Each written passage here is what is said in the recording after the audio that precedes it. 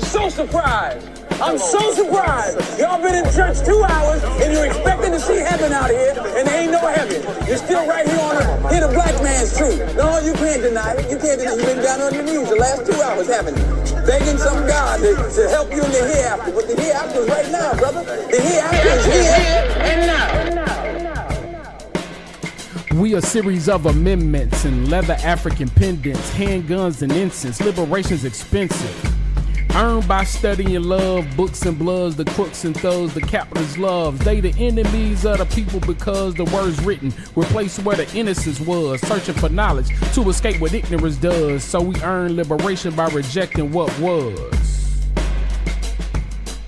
You got to earn your liberation.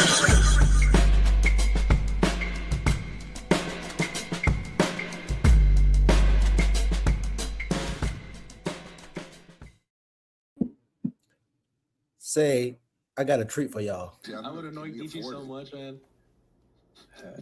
He has the patience of a saint, that man. I don't know how he does it. He's like basically running a one-man retirement home, if you think about it. Poor Geechee. So. Wow.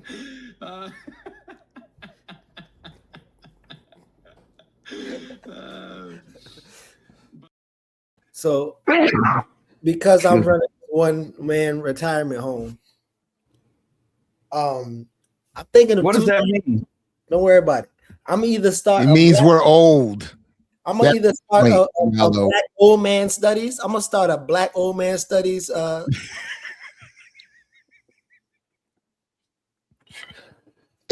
I'm gonna start me a whole thought, or I'm gonna get a voice classes and actually develop a couple old folks homes. So I don't know which way I'm going. After this episode, I'm gonna figure out which way I'm going. If I'm gonna either do black old male studies or entrepreneur old Negroes. How y'all doing? Entre poor Negroes.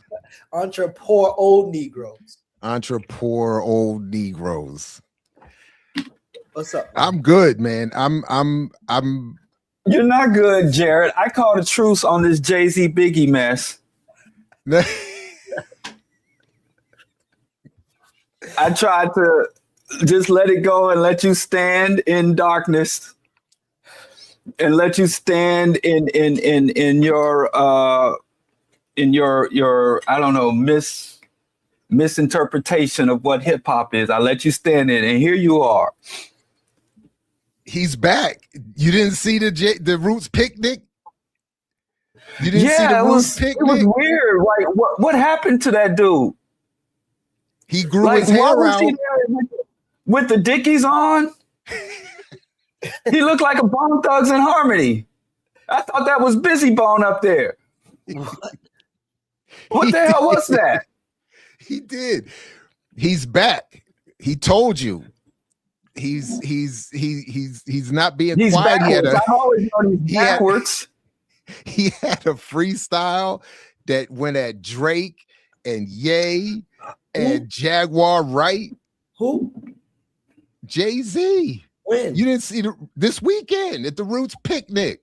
That's what I got playing behind me. Listen, Geechee can't acknowledge that he knows who Jay-Z is. I will say this. He had a line in there. He had a line in there that he said he was doing something. The scheme had something involving therapy. And he had a line in there where he said, he's not a maniac.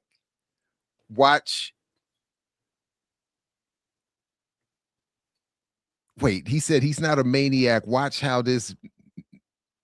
how I make him act, or something like I can't even remember what he did. He did, but the bar was slick. It was slick. But he's back. He is a maniac. Watch how I make him act. That's what he said. He is a maniac. That's what I probably said. No, he said it was maniac. Now I'm gonna have to go back and find it. But it was slick. It was slick, and it was. I actually thought I had committed that part to memory. That's what it was. He's not a maniac. Watch how insane he act. Something like that. Yeah. I knew the chat would have it. He not a maniac. When he get around me, watch how sane he act. Exactly. That was it. And that, by the way, I think, no, I don't want to talk too much trash, but that I think has a lot to do with what goes wrong with the internet these days. I messed up the flow. My bad. I did. Not always though. Hold up, though. Not always. Not always. Hey man, I'm trying to tell you. I don't get that comment. Oh, are we the retirees? We are old. You and I, Diallo, are old, and I just confirmed it by my bad memory. Let me read up for I would annoy Geechee so much, man. He has the patience of a saint, that man. I don't know how he does it. He's like basically running a one-man retirement home, if you think about it. Poor Geechee. So. Wow.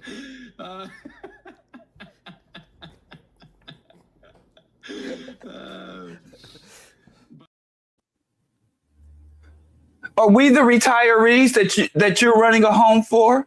Yeah, Diallo, you're not helping either right now. How long it's taking you to catch up to this? I can't hear it. The volume is really low on that video. Well, we know it still applies. The volume. He said, "Turn it up." I mean, He said, "Huh? Huh?" I can't.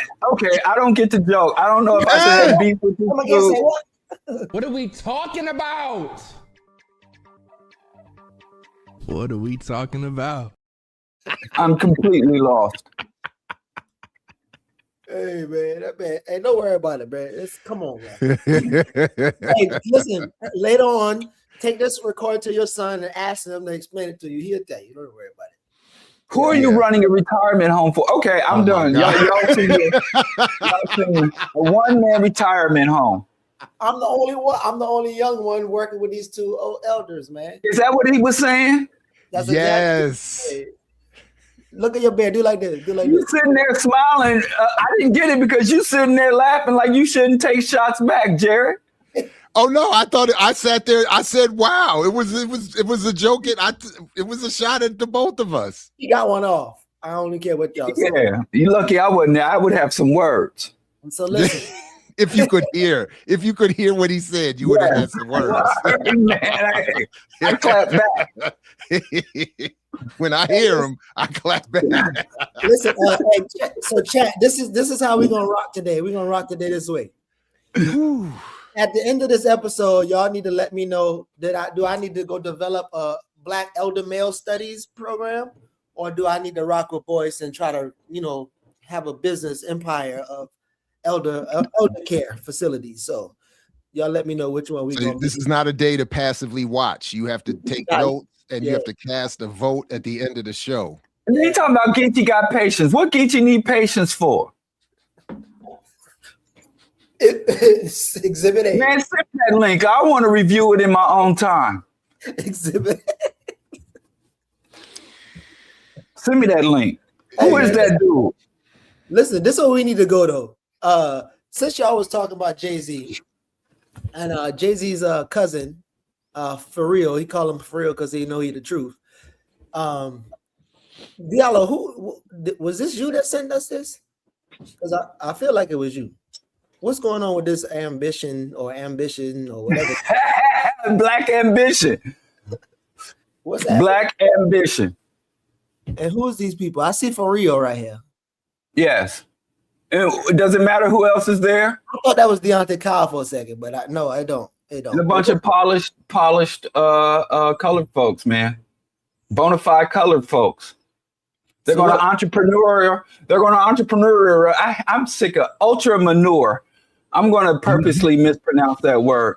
A bunch of ultra manurial Black people who are going to embark on yet another venture of using ultra manurialism to empower and close the wealth gap through through investment, through capitalism, through business and ultra manurialism. And they've already raised over $1 million. So white folks, watch out. Watch out, white folks. The white man won't be sleeping so comfortably now because it's a nonprofit that's going to close the wealth gap. No. Diallo, wait a second. You're not representing them honestly. You have to be. Why would I? They're not worthy.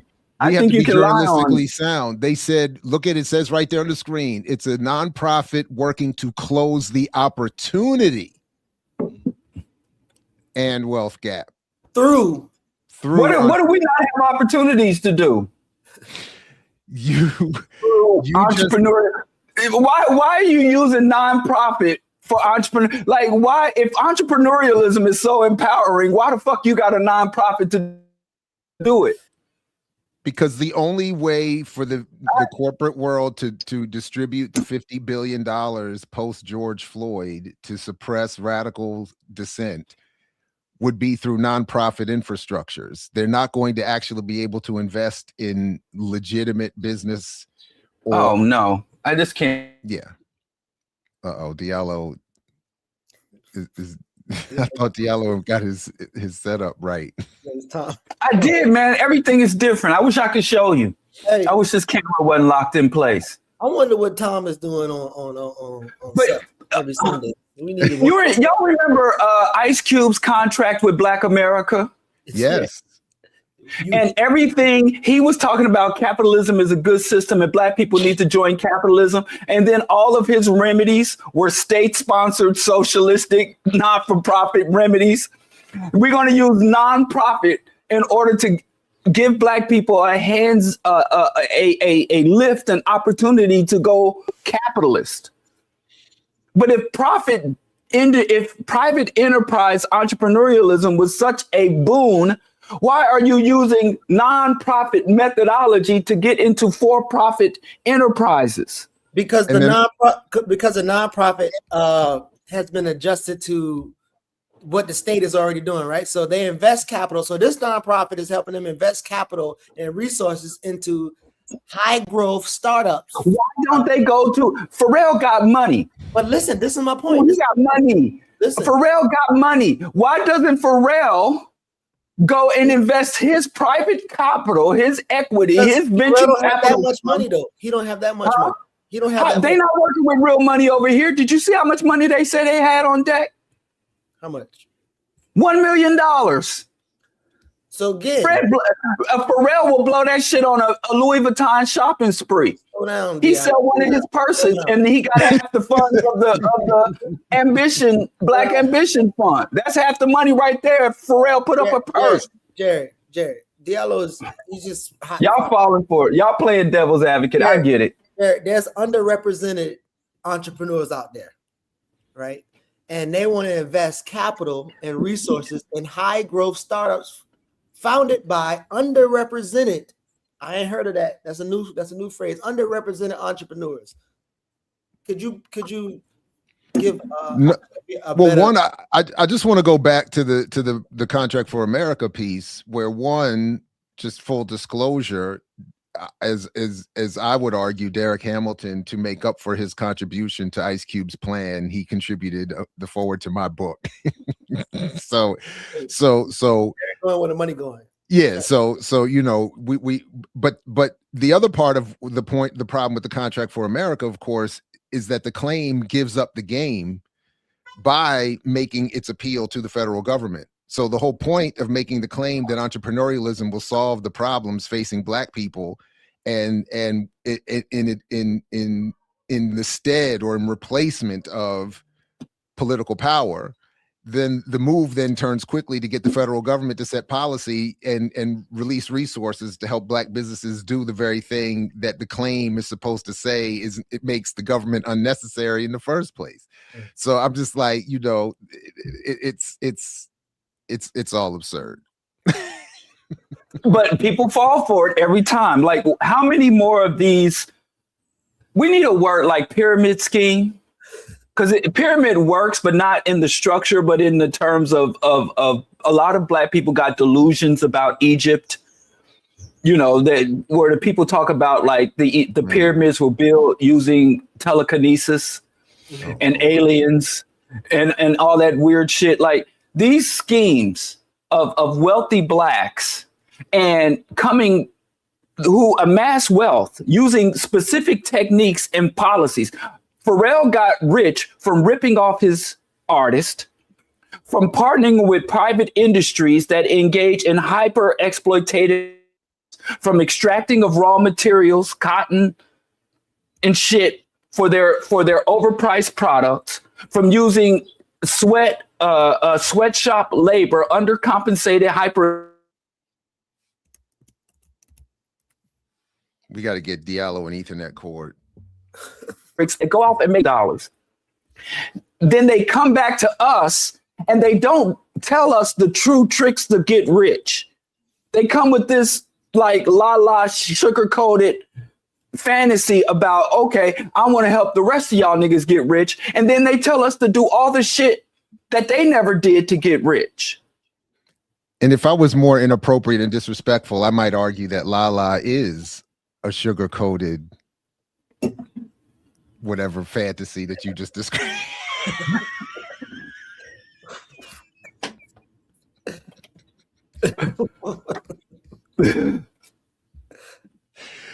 But I'm not, so I wouldn't say that. I would just continue that we move on. I think we need to construct an honest path to wealth, being that we are EYL and there's another fraudulent EYL out there. We being the real EYL need to be honest with and say, listen, this is how you get rich. First of all, you realize you accept that you can never be rich because that's a pretty elite, isolated club. But if you do make it out the mud, if you do want to make it out the Marcy projects, we need an honest hyper exploitation of labor, degradation of ecosystems, imposition on sovereign territories through imperialists, united with and securing non-bid contracts through totalitarian states. There is a way to get rich. And these rich people are always lying about how to get rich. And then they lie about how they stay rich. Like, I got rich through hard work and out competing everyone. And then I stay rich by making generous contributions to my community where I come from. And we buy into that shit every time. So tell me this. We right now, most people think that liberation, getting rich, freedom is all that in ownership, right? And more so, not so much land, but more of a business. That's why everybody giving out LLCs, owning the business. Everybody need to be an entrepreneur. Today, could y'all create a better word that speaks to what an entrepreneur is or isn't? Right, especially as it relates to this person just said underserved entrepreneur. I think who was that politician that said temporarily embarrassed millionaires? Oh wow. No, but so yeah, help me redefine what people should be saying instead of entrepreneur. I gave you a word and you threw it away. What is I it? think I cast my pearls. I'm sorry. I think Joe Cool has it right. Worker. But listen. They're just workers. They are, but for some reason they don't understand that. So you have to kind of tell them, like they don't get that. Like they disassociate. They cannot be organized as regular workers. They are like somewhere else. Like they are. I know they talk about the gig economy or whatever, but like, what is a better word for ultra manure? Come on, bro. Come on, man. We got to be serious here for just 2 minutes.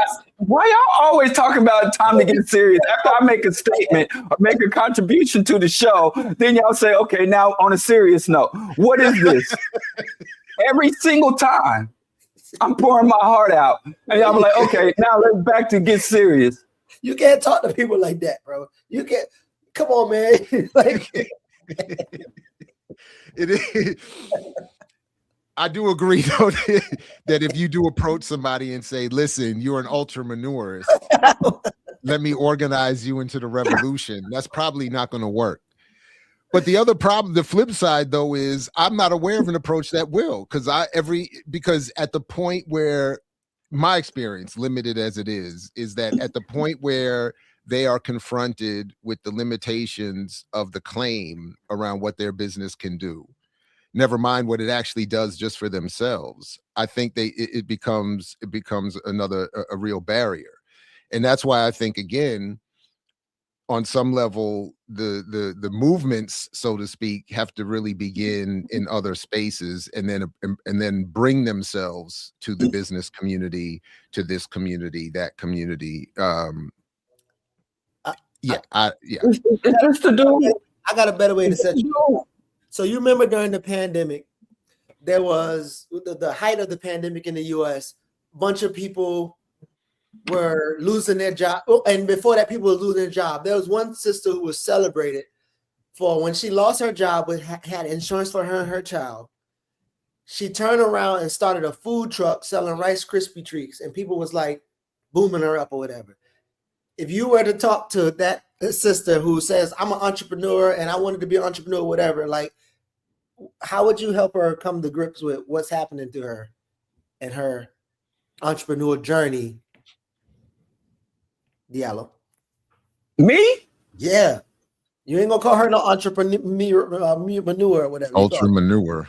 What you gonna say to her? How you gonna help her come to grips with what's actually happening to her versus what she thinks? I would say that you're not a capitalist if you're working for your money. But she's an entrepreneur. Income, that's not profit. Entrepreneurs are separate from capitalists. Is it though? I've never heard that before. It is. I mean, they're not she doesn't own the means of production in terms of producing and distributing those rice cakes. But what I would say, one thing I think that you could argue, instead of saying you're not a cat, is just say, look, I appreciate it. Do well. Good luck with the rice truck. But there are going to be limitations in terms of how much you think you're going to make and what impact that this is going to have. And she just lost insurance for her and her kid at her job that she got fired from now. Don't forget that part. That's like no, that's why I get it. That's why I'm not saying, and I've never argued that people shouldn't try to start a business or we shouldn't support their business or whatever. I'm just saying that the claims around the possibilities need to be clarified. And that's all I'm saying. Yeah. Yeah, that's my response too. But I learned something new today. What you learn? You can be a non-capitalist or anti-capitalist entrepreneur. I think you can be politically anti-capitalist and understand that your entrepreneurialism is in and of itself not anti-capitalist. Mm-hmm. I consider myself to be anti-capitalist, but I don't think that when I go to work at Morgan State University that I am behaving in it, that my work is in and of itself anti-capitalist. Well, yeah, it's kind of like how the ultra conservatives, right wing, have like co-opted, I don't know, family. You know how they're like, we're the family and we're for family and family values. It's kind of like that's what an entrepreneur has been like co-opted by the pro-capitalist. So if somebody comes to me and say family values, I'm like, get the fuck out of my face with that bullshit, because family values, even though we all say, yeah, family values, there's nothing inherently wrong with valuing families. Yeah, but I'm for life, but when someone says to me I'm pro-life, I'm like, exactly. Nah. So that's my thing. I learned today that's how I am about entrepreneurs. Like, yeah, I'm an entrepreneur. Like, get your bootlicking ass, class trader ass out my face. But listen, say family values, pro-life, entrepreneur. Don't come and I probably missed out on some real good friendships because good people coming to me using terms that I have been jaded against. But I gotta make some phone calls. I think a term so what I'm thinking about how I see people engage their entrepreneur, most people don't grapple with the term or how it relates to capital. So when Jared kind of talks about with his work, like it's going to be hard to be a capitalist with no capital, right? So these entrepreneurs, these up to date, they don't have any capital, so they have to kind of like fend themselves off to run into some of these startup firms or these startup programs. But is the functional role of an entrepreneur is to organize capital and labor together to produce something, or are you seeing entrepreneur and capital like directly synonymous? I think again, sort of what I'm trying to argue regarding the how we define the phrase Black capitalism. I think entrepreneur needs to be redefined along mythology, propaganda more than anything.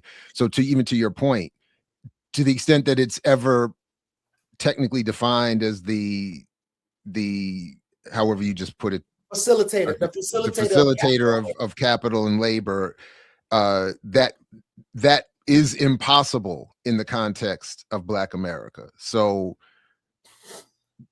by definition, that can't happen. So that's why it becomes mythology when applied to that in that context. And but it, and yeah, that's it.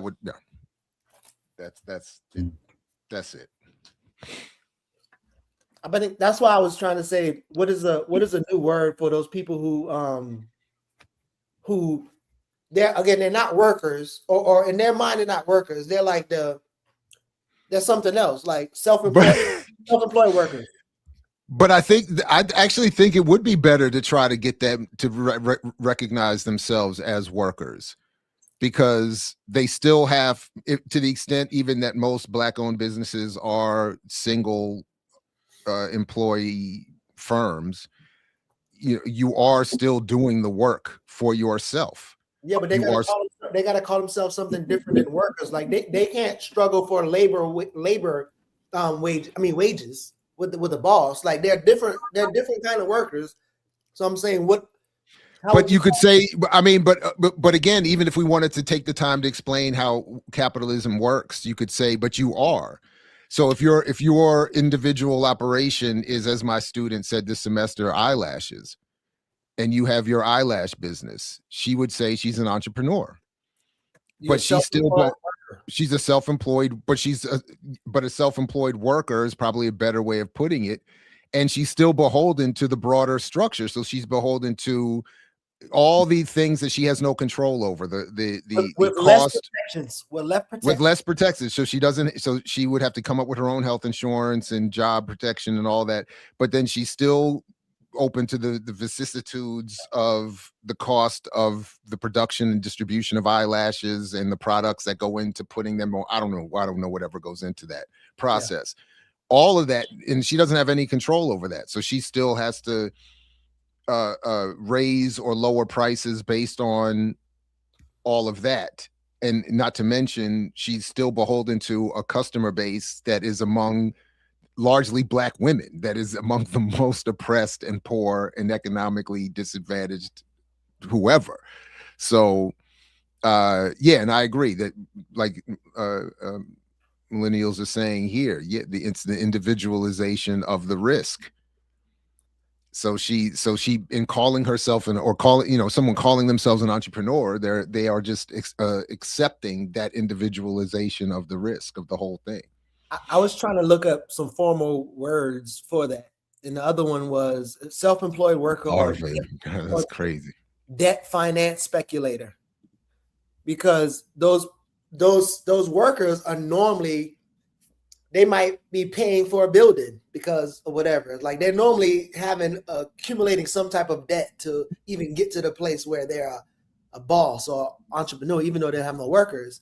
So now they have debt that, like, I don't know. I just, they have to be called something totally different than just a worker.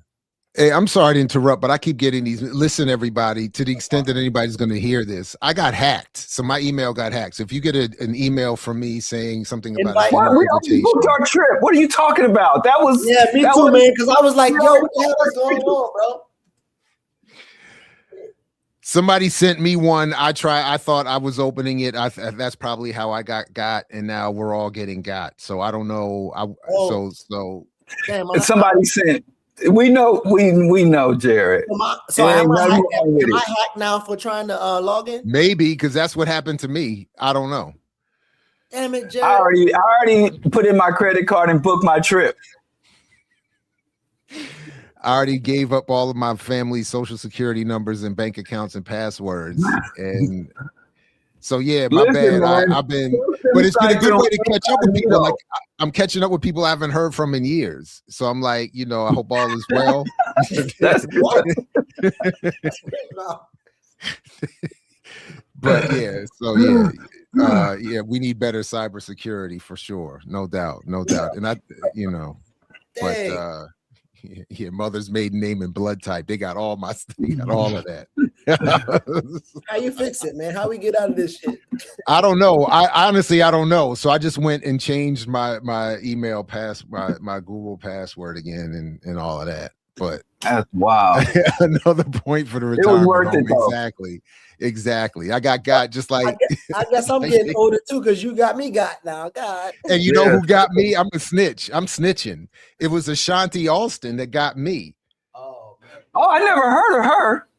It's a he. What's her- First what's of her- all, what's God her- damn, that's embarrassing. Now we got to quit the show. That's it. Now we got to quit the show. What's her ad? You were looking Oh, at my Ashanti off, and you was on one of them sites.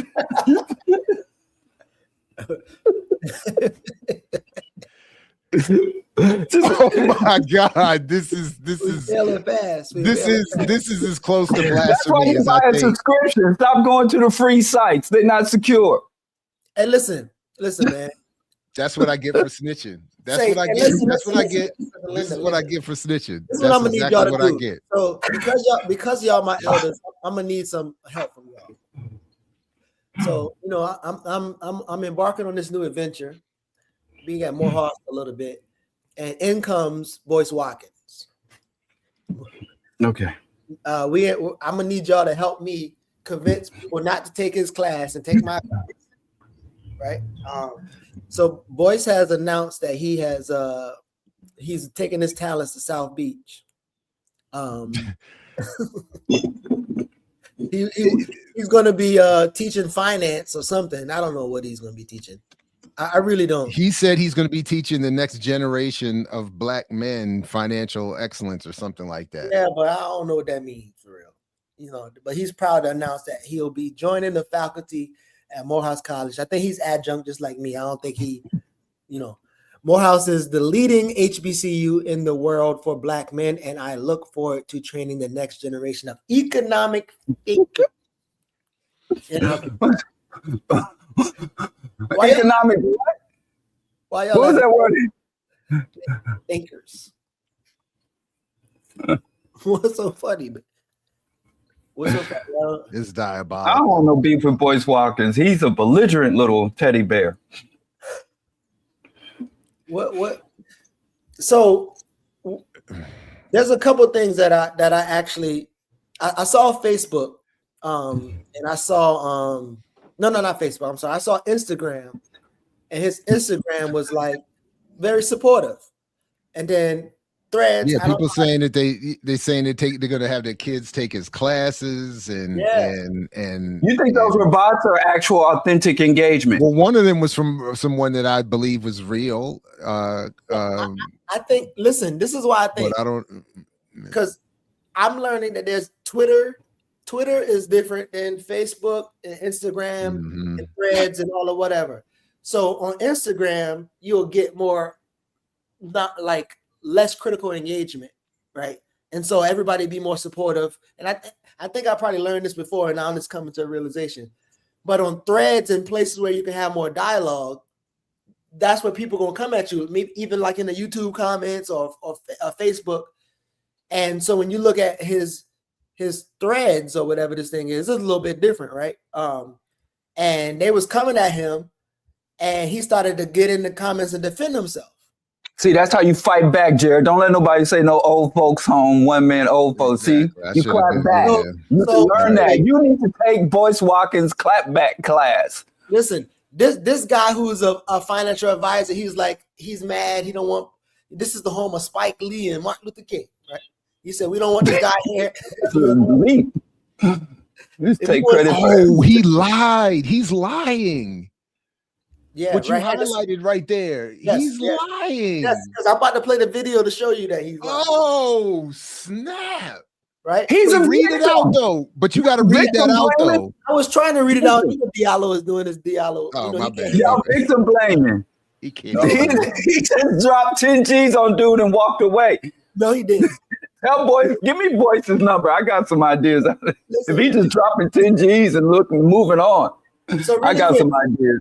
So after all these people are saying these things in the comments, like, and they talking about Boyce is a scam, blah blah blah blah. Boyce is trying to defend himself. So this person is, thank you for sharing your perspective. Let me give you some insights that you may not know. I was never involved with the Tulsa Real Estate Fund as anything other than an investment. The end of it. So I lost $10,000 on investment. Watch this. I never went to any of the board meetings. What the fuck you talking about, boys?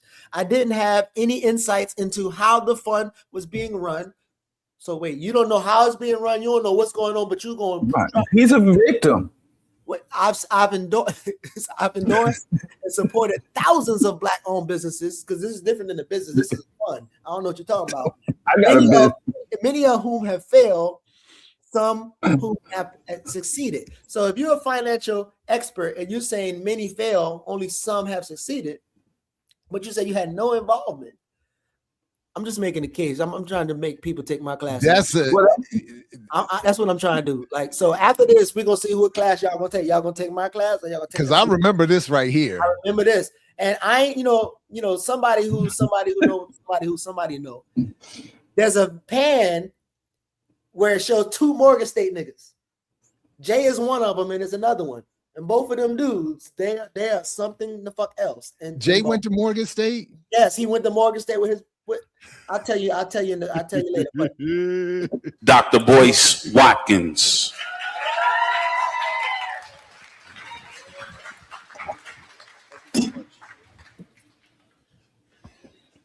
What's happening, Black people? I am super excited to be here in Zamunda, Wakanda. There you go, the real Wakanda. This was not built by Disney. Please. This was built by Black people. They play in your face, man. I mean, tell me, you can't help but to be extremely proud of what you're seeing today. I'm impressed. I'm excited. I feel better. Being here heightens my self-esteem. Being around, just so many people that believe in the future. See, we as Black people, we're not actually doing anything that's all that new. We're just doing what we're used to doing.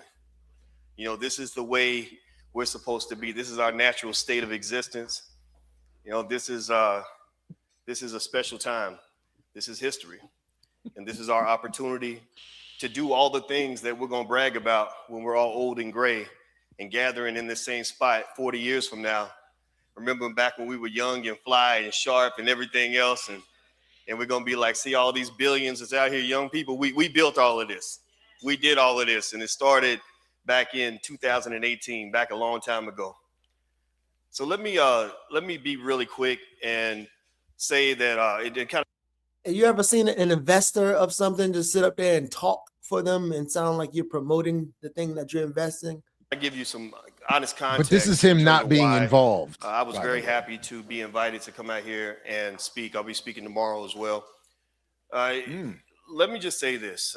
I remember when I first met Jay, and I remember talking to him when I was in the car, and someone had mentioned, there's a guy named Jay Morrison, and he'd like to chop it up with you. I said, okay, sure, let's talk. And from the very minute that we started talking, I could tell that his energy was very good energy. He was a guy that seemed more interested in building bridges than in comparing, this is his introductory course. What I got versus what you got. I got a vibe. None of that. It was more like, okay, King. He called me King. I love that.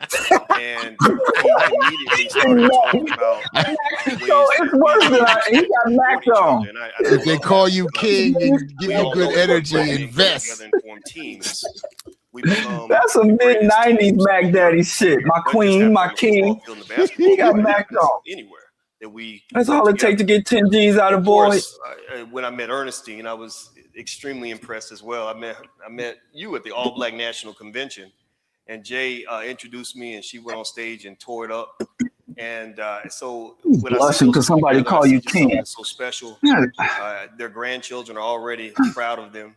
They're not even here yet, but your grandbabies Wow. are already living good off of the things that you're doing right now. And so later Wow. on, Jay called me again when we were.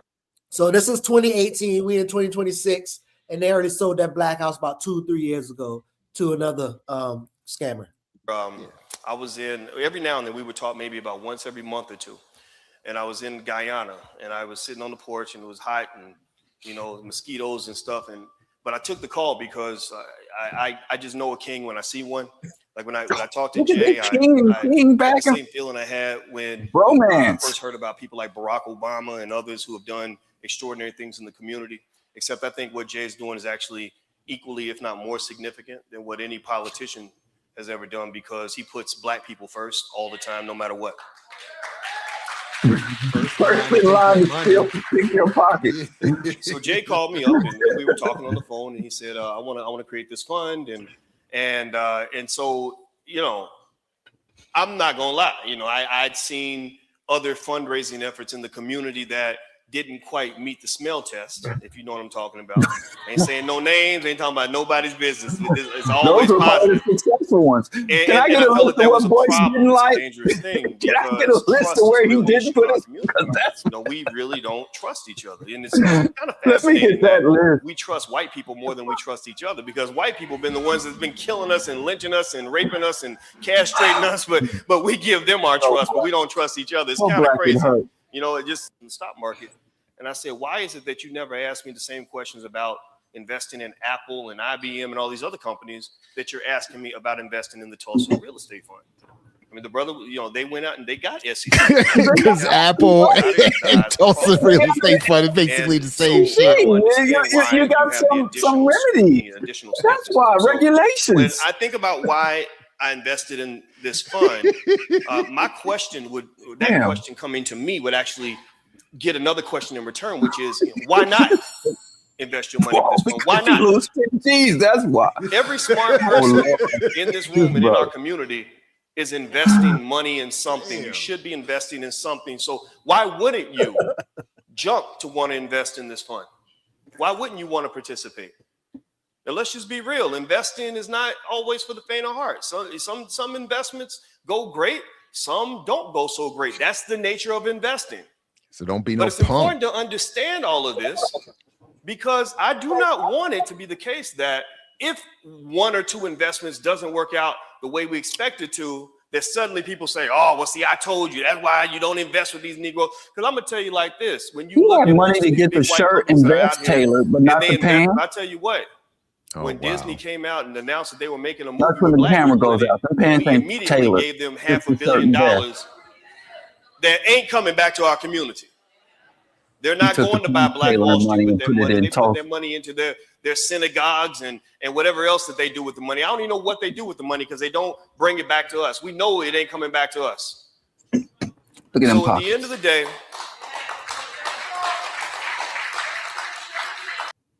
I ain't gonna make y'all suffer. He does. I mean, those little slick shots. It's not that look, the slick shots at Jews is so disingenuous. As you sit there and rip off your own community. That's what I mean. That's crazy. I mean, it's so now so where's Boyce and the whole anti-Zionist struggle? You know what I'm saying? Like this is wild. This is wild. But just a very calling shit Tulsa, like trying to evoke an atrocity. Trying to evoke I wonder in South Africa, are the scammers like got the Johannesburg like the various atrocities that happened in Africa? My Sharpeville, Sharpeville investment fund. Like, why the fuck are we trying to? No, but that's the thing, Diallo. To the black capitalist mythology, Tulsa was a good thing, because all that went wrong was the vigilante violence of the white supremacists. The fundamental logic of black capitalism worked perfectly according to their mythology, and the 95% of the black community that were workers, you could just ignore that. Like, you could just be like, no, the 5% that owned everything, that made all the money, let's focus on them, and it becomes a good thing. So they're like, yeah, we had to get it. That's So right. what if we had to get a couple people massacred? So what? Yeah, I'm gonna go to the Lakota Nation and start the Trail of Tears investment fund. Absolutely. That shit it enrages me, man. Black Wall Street culture. We're literally taking trampling in the blood of our ancestors just to squeeze some dollars out of gullible people. That's just and disgusting. Why stop there? Why should Trump be the only one getting to benefit? We should have the Gaza investment fund too. Gaza. Right. Yeah, that's exactly we're a global people. Yeah, let's build on the corpses of our ancestors. That's some wild ass branding. And thank you for the Chiron, Geechee, to remind us that Boyce was up there saying he had nothing to do with that thing. And that was just one of his 2 speeches, by the way. Yeah. I thought he slid Queen G's under the door anonymously. He's like, I did nothing from nothing. He left out the part where he got paid 20 to give the speeches. So y'all remember when I first got to Atlanta, they was trying to do the conference. And one of the places that they was thinking of was that place. So Coco asked me to go meet somebody at a place about the thing. And I went there. I didn't know I was there, but when you walk in, it's literally like all the names of the people who initially invested. It's kind of like all the sucker names are right there. And then the building is like small ass rooms and stuff. Like they trying to sell conference. I'm like, how can y'all ever make any money off of this? Like they couldn't even. I mean, they was trying. They had a Malcolm X room. They had a Mama Fannie Lou room. I was like, oh my God. And at our Sharpeville Massacre investment group, we're gonna have the Biko room and the Robin Island torture room, and we're gonna have, you know what I mean? We're gonna have it all. We got it. We got you. The Chris Hani assassination in his driveway room. We're gonna have it all, like all of that shit. Yeah, but also for the ladies, we got something for y'all. The Winnie Mandela boutique. So absolutely, all of that. Let's take atrocity, flip atrocity into profit. But there's a couple things that let me just because I don't want to stay on here long, but a couple times you telling. That's your favorite thing, Geet. You don't act like you're not having a good time telling. Let's do this really quickly, really. So he said, you want to judge me, then you should judge me based on the performance of the organization I actually run, which is the Black Business School. The Black Business School has 300,000 students worldwide, many of whom pay less than $500 a year. The satisfaction rate are incredibly high. What does the fuck that mean? And in fact, if one person is satisfied out of 3, I think that's high shit. And he said, and in fact, our net promoter score exceeds that of Harvard University, Amazon. So all this is recommending to a friend, right? If you recommend the course or you recommend it to a friend, that's how you gauge this net promoter score. Pyramid. Now, but remember, he also pays people to refer a friend to his courses and stuff. So it's like, of course, your shit will be high because you paid him to recommend. Like, but whatever is like to say this is indicating of a successful business. Again, if he's really teaching economics, finance, or whatever business, whatever he's teaching, he's just showing obviously he has no damn clarity around business. Like, is that how you're gonna measure? Every entrepreneur makes a mistake. That's a pyramid. Look, Jared got excited. He thought I was doing it. That's what I was gonna say. We got tricked. We got him. No, I was doing pyramids. Jared, look. No, but my favorite part was where Boyce somewhere in there says he has a line, because I think he knew I was gonna see this and say something, but he had a line in there where he said, "Look, I'm not doing this for the money. I'm doing this to be helpful," and you know, blah, something to that effect.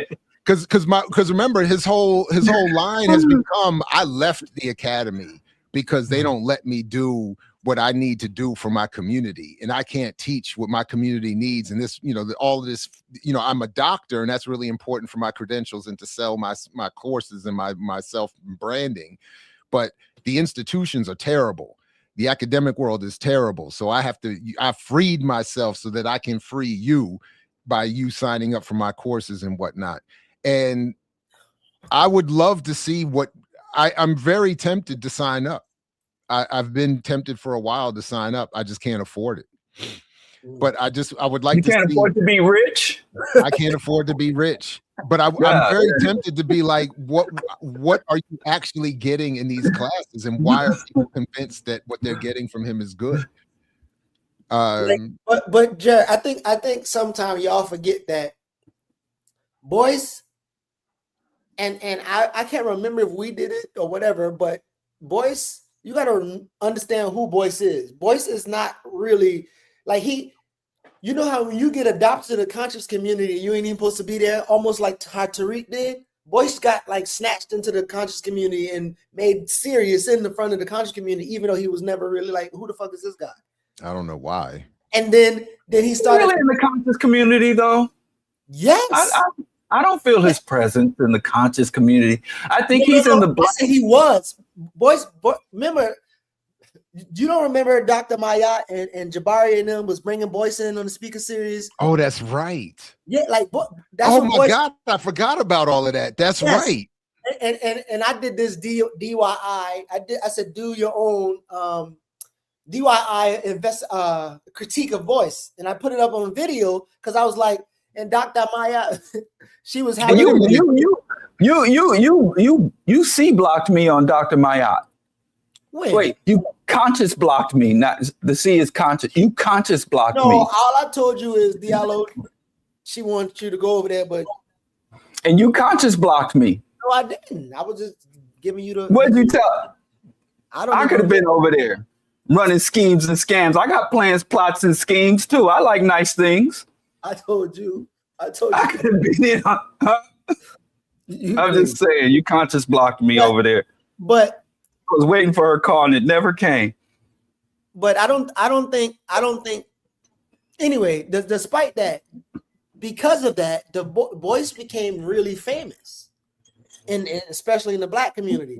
So you got to remember, if there's a bunch of financial literacy niggas can sell you scams online and you keep showing up, EYL, the other small EYL, people will keep showing up because it's celebrity. At this point, Boyce is a celebrity. So people come to class, they're taking classes with a celebrity that they're running cover for. So all those people who agree with them Instagram are the same people who's probably saying, my class of Boyce is great. Oh, that's because you don't think. Because Boyce go and do that same repetition speech. Like he's like Les Brown or something. And everybody like, yeah, he do be saying, see, we got to build our own. He be saying that shit in the class and everybody. So. But I'm sorry. No, I'm just saying like for him to use that score index, right? Of all the things you can look at to visit your business or investigate your business, he look at all those things and all these things are failing. The only thing he can find that he can manipulate to say this is what you got to look for is the index that say your referral. What the fuck are you talking about, boys? Like that doesn't make any sense. I found the emails where I was trying to tell him in 2021, Jabari, that when he was bringing Boyce to Baltimore, and I was trying to say we in full disagreement. Listen, I was with me and remember me and Jabari used to do things like host these things together. So we was trying to have y'all debate. And that's because I was telling him, I was like, yo, like I don't want just Boyce said no. I remember I was willing to do it, and Boyce told him no, that he was something on that, I don't want to debate, brother, one of them brothers, nonsense things. Yeah. Listen, this was all our little conflict, even with Heber. And this is what I was arguing with them dudes about your book. Because I'm like, did you even read it? I was like, no, man, you trying to say and put a boom and NOI and Boyce, that Boyce brother. I was like, all right, bring Jared on it with him. And I told Jabari, I said, Boyce probably won't go on there with Jared. So by the time Boyce respond that way, I said, I was telling him, this is what I told you. Mm-hmm. Like that, because of all the debates that he had, like when he had, what's your boy, irritated. Don't do it. I'm just saying. Irritated Val. IBS. So anyway, so I think You're gonna get an E. You're gonna get a strongly worded letter from the most powerful militant black man in the community. And his white lawyer telling me I'm just trying to prove that your boy was already on the conscious chicklet circuit. So he became famous, he's famous. And now that he can even, I'm pretty sure, and I'm going to investigate, but the person who got him, I don't know what department he is in other than business economics. I don't know. I know he ain't going to be over where I'm at. But somebody approved to get him there. And when I find out who that person is, I'll tell you, like it's more. I'm very interested in seeing what's up with the course schedule in the fall. I'm tempted to sit in on a class. I want to see what the lecture's like. What is he saying? Man, listen, as long as he don't do it on my night, I'm gonna be in one of them classes. What wisdom is he bringing to these future black men leaders? He does have a free course. Is it free for real? Yes, it's like you got to watch for 5 minutes. Financial consciousness training. Yeah, that's gonna be them YouTube videos. That's what he doing on them YouTube videos. Like that, you could get that on YouTube. No, well, listen, if you get the free shit and then you make money off the free shit, the little free money, then you can jump over to the real money. That's good logic. I fuck with that. That's it. How financially free are you? Oh my goodness. Cops will be like, "Don't shoot that nigga. He's a millionaire." Hey, listen. Like financial freedom. Before we get into that was sitting outside the bank, and the bank called the police because he was sitting outside the bank before it opened. Hey, listen. Before we get and he started telling the cops how he got more money in that bank than any of their other depositors. We're gonna stay in Atlanta. Before we get to, we got some serious intellectual work that we're going to be doing shortly here. But before we get there, there's a thing that's happening in Atlanta. So we're still in Atlanta. Boy's going to be on one side, and then you got this guy Andre Dickens on the other side, and he's channeling his inner king as he helps invest Atlanta. As he helped invest Atlanta, pretty much take over the city and finish gentrifying in his own way. So here's a clip of him jumping in at a meeting. He showed up there, right? And this is part of his larger speech.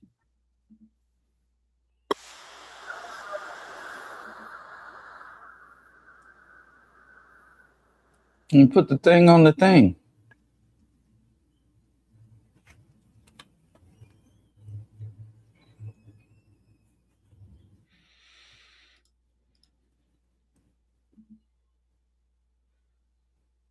Are we waiting on that? Yeah, I don't know what's going on. What's going on? Hurry up, put something up, man. I can't look at this hateration uninterrupted. Silence with this hateration. What's happening? We getting hated on. Hey, you know what? It's so much hate. I thought I was all that time. My bad. Talk through the hate. Listen, I thought I was sharing it all that time. My bad. Here you go. Hamilton Road, Louisville Market, forthcoming. And I'm looking at all the stuff. When I look up, which is TAD funded, Hamilton Road TAD is paying for a grocery store that's in a food desert. But meanwhile, I look up and I see a guy that's a community leader or so, and he's talking in public comment. And he's basically telling us to wait. And what was odd about it is this individual I've known for quite a while, he's telling us to wait, but he used to live in a food desert. Until guess what? I was on Invest Atlanta when we used TAD money to put a Publix in his neighborhood. I swear to God, Antonio, he was in a food desert until a TAD by Invest Atlanta when I was on the board of Invest Atlanta as a council member gave him a Publix. He ain't in a food desert no more. So what I'm talking about is people that live above the line, trying to tell people that live below the line to wait. People that live above the line with grocery stores You got that tremble. of all types. You got Kroger, you got Publix, you got Whole Foods, you got Trader Joe's, you got Sprouts. Where they got them at? On the north side, telling us on the south side to wait. If we waited and listened to them, where would that child be? This man, I'm telling you, God be speaking to me. I'm looking at Hamilton Road, Tad, Azalea Marketwood building, and I see a public speaker who got a Publix in his formerly food desert neighborhood because of a Tad. You can't make this up. I know he said you can't make this up, but I think he did make some of that story up. I ain't even gonna lie. So, but We ain't got Publix here. well, listen. So there's been people being like, oh, you know, he was channeling his Martin Luther King. Oh, he even looked like Martin Luther King on the side, like. But he didn't have that voice tremble. But he's talking about helping. So it's interesting. I forgot he was on the board with Invest Atlanta. So now he's the mayor. Him and Invest Atlanta working on this project together, where people like the Killer Mike we talked about last week, he can get in on some of this deal with him and Invest Atlanta, trying to pretty much gentrify all the rest of the Black communities, or the remaining Black communities. And so he's at this meeting. They having this drag out. They're voting. And the only person probably could be in opposition is Kelsey Bond, who really organized with DSA, and she's on the city council, whatever. But when y'all, I don't know if y'all looked up anything else about it, but when y'all watched this video, did y'all see a king, or what did y'all hear in his storytelling? I mean, other than just adopt, I mean, like a lot of people, you know, the performance of the preacher and the animation and all of that, it makes it very compelling. And especially if you don't really know what the hell is going on, it creates that defense against criticism before any of it's even heard. I don't pretend to know the details of what's going on in the specifics of the claim, but you know, I would at least be able to identify that much. You know, so in that way, that would be the overlap to the extent that there is one with King, and of course the being in Georgia. That's about it. Yeah. So Invest Atlanta and Andre Dickens' administration, they're trying to the tax allocation district. They're trying to use future tax revenues to further some type of development. And in that, they're arguing that there won't be displacement, right? So we know gentrification, blah, blah, blah, there won't be displacement. But Invest Atlanta are like billionaires that he's working with. And the billionaires are the ones who are trying to help us not displace the same people, like the same people. So, I don't know how much y'all know about Andre Dickens and then how he's connected to Keisha Lance Bottom or whatever, the Democrat. But I don't know, between Morehouse and the I don't even what's the Ralph Warnock. Now, is it Ralph? I don't even know his first name. I don't even know. No, I don't think it's Ralph. Is it Ralph? But yeah, like the way that I see how, like I guess the Killer Mikes, and I haven't even seen Killer Mike comment on Andre Dickens yet. I don't know if that's Ralph. Yeah. Raphael. That's it. Thank you, Brittany. Mm-hmm. Yeah. Oh, Ralph. He's an angel. But yeah, Diallo, what do you notice or see? I know Ain't nobody that goddamn excited about a grocery store. I don't give a fuck how dry your food desert is. I don't give a fuck how far your grandma had to go for her sack of potatoes. There's not that you can't be that goddamn excited about a goddamn grocery store. So I mean, the dude, he needs better handlers. saying. He needs better handlers. Like you can speak with enthusiasm. You can give compliments, but you can't be ecstatic. You can't. I mean, find something else to bang on the podium about. Ain't nobody that goddamn happy about a grocery store chain. I'm telling you, as someone who has lived in the food desert and saw a Wally World, Walmart opened in my neighborhood, and the elders were able to just go a few blocks to get their, chronic disease inducing snacks. Wasn't nobody dancing in the street. Like have some dignity. You the mayor. If you gotta have somebody dance in the street, hire a celebrity. Like they had MC Hammer dancing for chicken. Like hire a fucking celebrity to do that part. You get up there with some dignity. You the mayor of Wakanda. What did Boyce Watkins say? So that's what he said. Zulu. What did he say? Zamunda, Wakanda. He called out both of them. Right. Zamunda and Wakanda. He shouldn't have made that. So they didn't know he was going to be at this meeting. So the meeting was much longer, and that was like a little clip of it. And in the meeting, you see the crowd wasn't even giving back to him. They didn't know he was in a call response culture, huh? I don't think they know that he was going to be there. Like he kind of even if that should even be more exciting. If the mayor of Chicago walked in this room, I didn't know he gonna be here. I'd be like, damn. So no, but don't you do the same thing if you're to talk somewhere? If you feel a lag or the audience isn't connecting, I just start yelling at them and banging on the podium, and all of a sudden, out of even just fear and confusion, they just start. No, I didn't hear nothing come from the. I didn't hear nothing come from the chat. You know what that reminds me of? Do you remember groceries, man? Did you ever see the episode of The Office where Dwight has to give a speech that he's not prepared for? Yes, and he went full Nazi though. Remember? And he just printed out the Mussolini speech and read it without the specific references and just was like, we must defend the motherland. And everybody was like, oh, at a paper conference. It didn't work. But he had to look though. That pencil suit, that tapered mustache, that fucking we shall overcome fate he had. He did have a look. You hit that Gucci.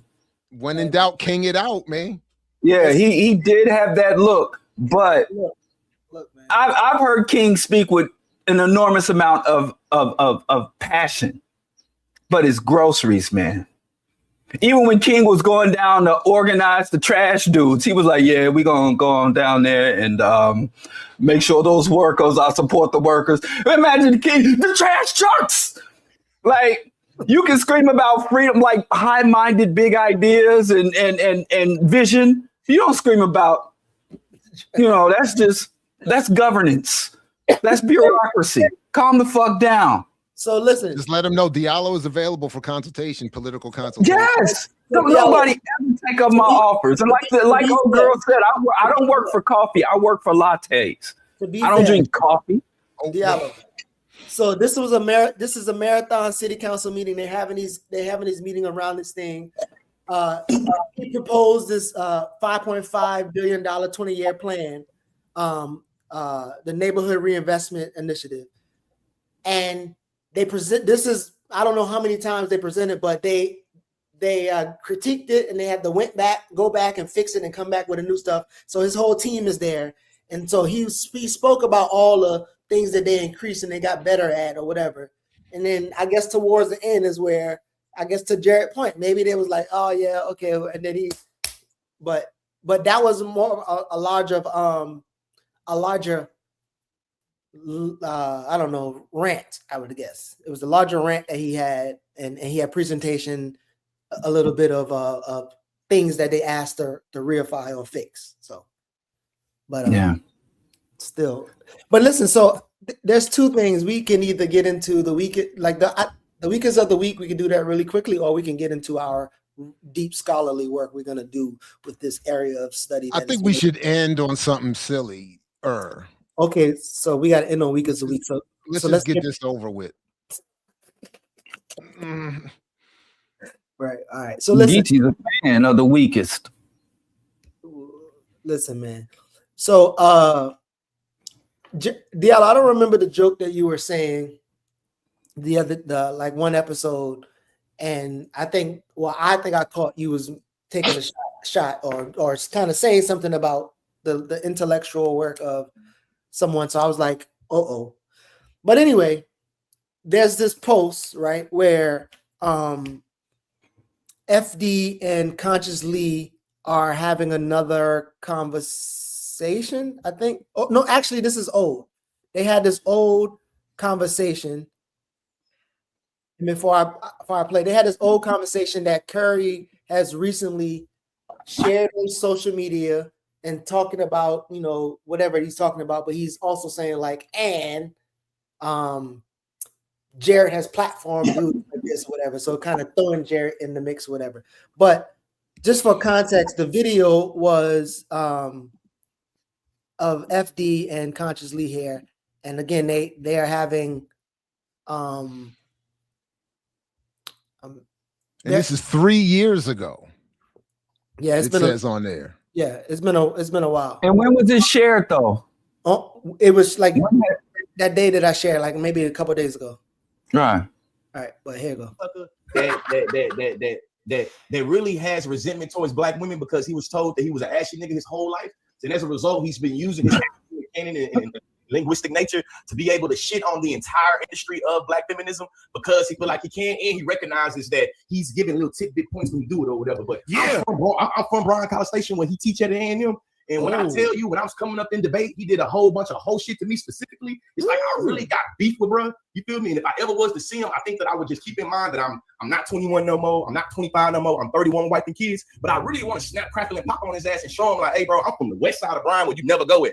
I'm from this side of the town where you never, you an academic. Like, bro, you is the person that I made a debate career out of critiquing. You feel me? So, like, if you ever see this Tommy Curry, I really do believe you are like you a hypocrite. Not only you're a hypocrite, when you have created a career talking about black masculinity and how black masculinity is criminalized, and then you use the very systems that you've made a career to critique, and you weaponize those systems against niggas trying to hold you accountable, you a sucker. And where I'm from, we would say you a hoe ass nigga. You feel me? Now listen, I'm pro hoe. I'm not trying to, but listen. So wow. This is before FD had a subscription. You see the watermark up there. This is old news. Before he had a StreamYard subscription. Yeah, just for the record, this is the first time I've seen that particular clip. Just throwing that out there. Yeah, I saw it just when Geechee sent it to me. Yeah, I didn't even watch that. Here's the thing, right? So, and for me, I have saw Man Not. And just in passing, talking to people, I think I saw something about Jared interviewing, but I never had any like inkling to read it or engage it, right? And while that is true, I also had people who have engaged it, and they're talking about like it's this, like they'll pass on it, right? It's not good, and so I have yet to. Well, since the last few days, I've like kind of trying to read through it and really trying to understand like what is he like? What's going on? Like what? Because it almost sounds like he created this whole studies thing off of conversation he had with people on Twitter, Instagram, and like. So, Jared, I don't know if you engage it, but the interviews that you and Kwame had, I think, and even some of your questions was like, seemed like you was trying to understand it. But what is going on with this black male studies? You talking about Kwesi? That so all right. Let me just get this part. Let me just say it and answer it this way. Since I started doing some form of broadcasting I would say in late 2001, early 2002, with mixtapes, low power radio, eventually Pacifica, WPFW, and then eventually here. There's been a consistent approach, for good or for bad, or to whatever extent I've been in error or made mistakes. There's been a consistent approach of trying to platform as many left of center, not often platformed elsewhere Black thinkers. So regardless if I fully agree or understand or whatever, I've seen the role that I've wanted to play as a conduit for these kinds of discussions, and a place where they could be had, debates, even arguments if necessary. So for years, when I was on the radio, before I knew who he was, Curry would reach out trying to get interviewed. And admittedly, I would tell him more or less for some time, look, I only have like an hour or two a week on PFW. So like, and there's a lot of folks, so there wasn't, initially there was just no time, and I didn't really know his work. And it was a lot of what I remember was sociological writings around Du Bois and things like that. And it wasn't, so I just didn't, it wasn't hate. It just wasn't, Then when the book came out, I read it. I admitted to him, I don't fully understand it. And then I said, come on the show. And then we started doing, so for several years, not regularly, but we had a friendly relationship, and he would from time to time come on the show, and we would stay in touch, here and there. And I told him, I read the book. It was above my head. I don't know the field that he was criticizing. I haven't read the work he's criticizing. So I was like, I took him at his word that ultimately, as I understood his argument, there was a problem with the data and the analysis that people were promoting around how much violence was being committed against Black boys. And while there was a lot of discussion about Black male violence against women, violence suffered by Black boys and men at times, even at the hands of Black women, was something that was understudied. Curry claimed to have and show in his work the data that proves how the dominant narrative is wrong.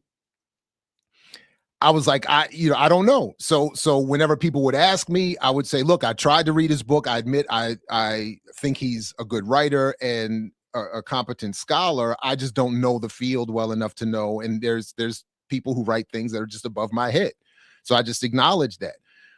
Over the years, again, when others wanted to interview him, I helped facilitate that. We did the thing on all of my platforms. He's been on at least once in some form or fashion, whether interviewed by me or in co-hosted with me or set up by me for someone else. So it was never an attempt on my part to, so closer to this moment here, after FD and I did an initial interview, and I don't pretend even now I don't know FD all that well. We're cool. And he does what he does. We understand where our differences are, and that's that. But when FD reached out at one point and said, do you know this Curry dude? Do you, he's getting grimy online. What do you think about him? I was like, look, I don't know anything about his online presence. I'm really not online like that. I'm usually just promoting something, saying something, retweeting something, and that's it.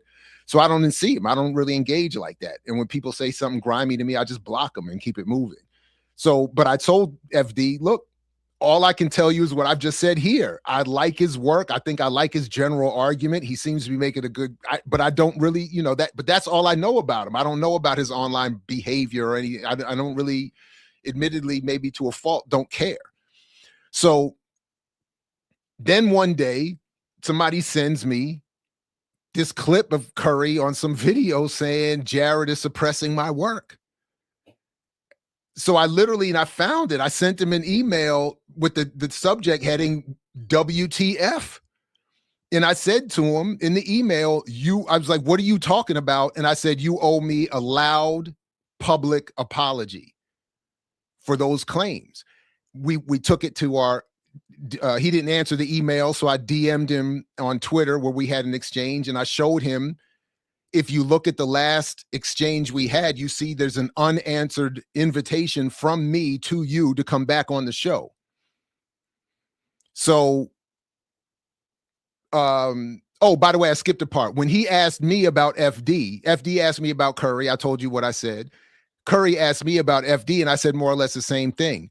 He seems to do good work in his lane. I don't know what's going on between the two of you. I don't know what he said. I'm not really interested in all of that. If and I've said what I've always said, if I've said something on his show or he said something on my show that you disagree with, come on my show and we can talk about it. The thing that happened was, and this is what Curry ended up admitting in the email. So yeah, there's all these examples of him being on the show and being platformed and all this other kind of stuff for years. I even found an email back in 2017 where he's talking about, can I come back on the show and all this other kind of. So anyway, but the point is, then a couple years ago on the Remix Morning Show, I was on there with Kim and we were talking about this stuff, and I was trying to quickly, in passing, and I admit inexpertly, make reference to put into the discussion what I thought I understood of Curry and similarly Stacey Patton's work. In the exchange with Kim, I said the line, Stacey Patton's work is, quote, Curry-esque. In our DM exchange, Curry said, this is what he said. So when I asked him in our DM exchange, I was like, how do we go from you being somewhat regular in, you've been on my show to I'm now suppressing your work when there's a standing invitation for you to come back on my show that you didn't answer. And he said, I saw that clip and you referred to Patton's work as Curry-esque, which I thought was a compliment. He took it as an insult. So I said to him something to the effect. So I was like, but my point was, so that's it. So for like 15 years of positive engagement, you're saying that one line is worth you ignoring me and going publicly to say that I'm suppressing your work, which is a lie. So I said, again, you owe me a very public apology, which he does. And he, of course, said, he said he wasn't going to do it. So I, of course, blocked him and we haven't spoken since, but I keep getting these things sent to me. So I've said to you and a couple of other people, because I admit that this does piss me off after a certain minute of time, I've asked people that I actually like to not send me stuff about him saying stuff about me unless it includes your condemnation. Because I just feel like I'm being, and I've had to cut off other people. Did Geechee condemn him? Did Geechee just send it to you without condemnation? Geechee just sent it to me without condemnation. So that's why I was asking him to please stop doing that. I've asked a couple of my other homeboys to do the same thing because I'm like, I'll wrap up here. I'm almost done. But my point though is that, and I've cut off someone, there was somebody who really liked clipping his stuff and sending it to me. So Curry is apparently, and his homeboy, one of his other homeboys lied on me as well, saying the same claim that I'm suppressing this black male studies, as if A, that this is something I have the capability of doing, and B, they haven't been invited to the platform on a number of occasions anyway, as if, again, the 2,000 views that my videos get are somehow so I don't know exactly what's going on. All I can say is it's disingenuous. He is a liar. And now, even though I've admitted I don't fully understand his argument, I am now suspicious of the quality of it, because if he would be this willing to lie this blatantly for this bad a reason, I now am suspicious of the quality of his work. So I'll stop there. So that's important, because I want to kind of get into some of the work and maybe Diallo. And just to be clear, I didn't send the video to Jared directly, because me and Jared text directly. And I sent it to the group or fight sheets, fight, and we're gonna build fight sheets. And them niggas we about to fight, let's fight then. Shit, let's fight. I don't know. Listen, but really quickly, not about this. But really quickly, so I don't know. Jared Z was down here locking shit down and making it so other people can't get paper. No wonder you were wearing that shirt. I didn't know you was making it so other scholars can't get you out here just locking down the industry. Study fella academics. That's it. Study fella. Jab Z. That's it. You locking shit down, making it so they can't eat. So they can't get peer reviewed. The academic JC, you're not a choir director. You are. And that's why he had to take his, that's why he had to go to Scotland. He's got to go to Scotland and set up shop there because I got to bring him out of the entire hemisphere. They ran him out. Wow, I didn't know you had it like that. Focus, right? Jared Z, 2 J's, man. Oh God, Jesus. This is the whole old folks home thing they be talking about right here. This one right here. I think this is one they annoy Geechee so much, man. He has the patience of a saint, that man. I don't know how he does it. He's like basically running a one-man retirement home, if you think about it. Poor Geechee.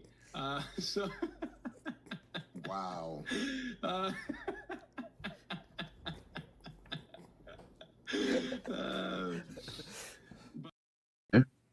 Looking like a two Leonard Peltier.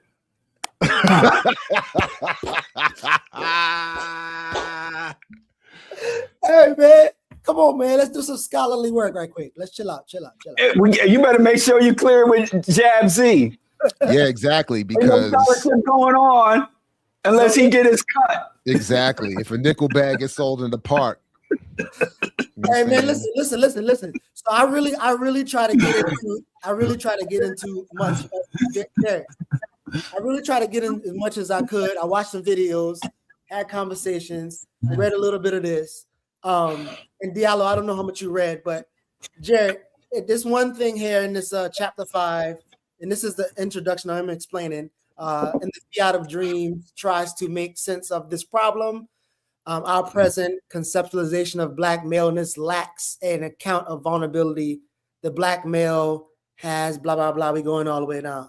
So in April 2015, the New York Times ran a story reporting that 1.5 million Black men were missing in a comparison with Black women aged 25 to 54. I'm like, I don't even know why he even... I'm confused already. But from daily life due to death and incarceration, this report resurrected charges that America is deliberately and indiscriminately enacting a program of genocide against Black males and boys. But what did it not include was that Black males between 18 and 24 suffer homicide victimization rates double those of Black men age 25 to 24. 34. So I was reading. Who's he responding to? What is he? So as I remember, so I didn't go back and reread this, but there's 2 occasions in my life where I've gone back and read or reread the book in sections. And as I said to Curry in multiple interviews, again, I don't fully understand the argument, but what he seems to be doing, and I thought that he was doing, he's starting with a critique of both the field or fields that associate themselves to the clinical and healthcare of youth and to mainstream narratives around those communities and discussions. So that's why, my bias was that you're criticizing white Western academia and white mainstream media. So I admit, starting with that point of bias, I'm like, I'm already ready to go.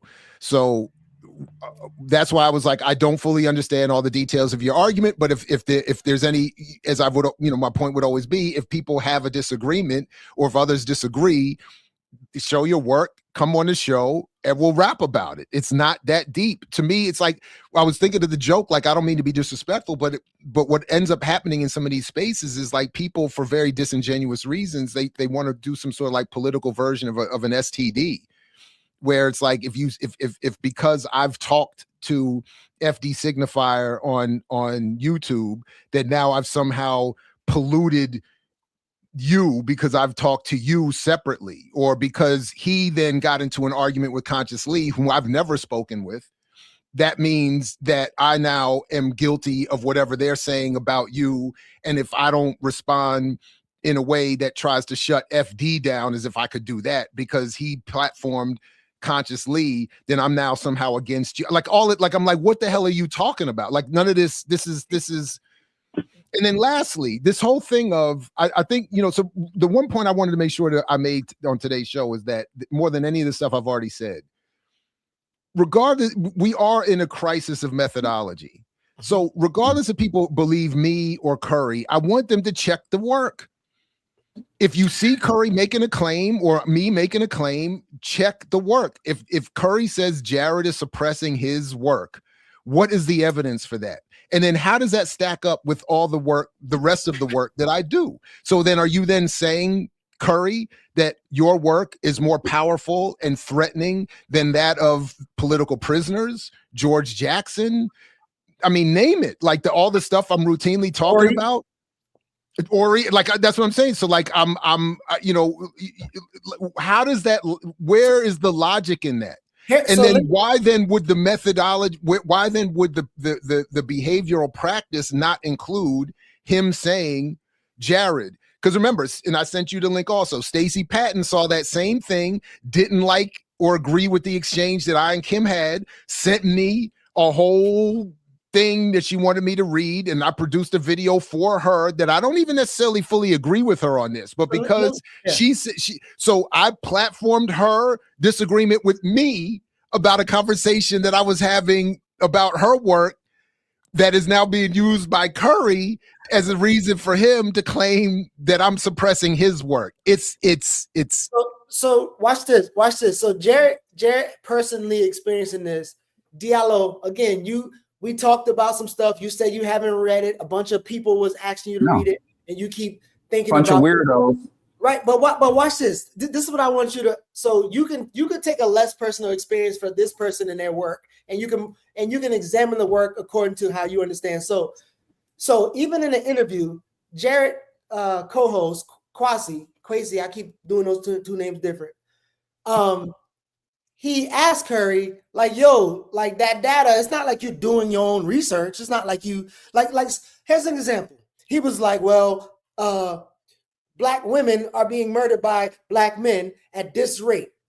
And in that conversation, he jumps in, but Black men are being murdered at the same rate. And it don't has anything to do with patriarchy.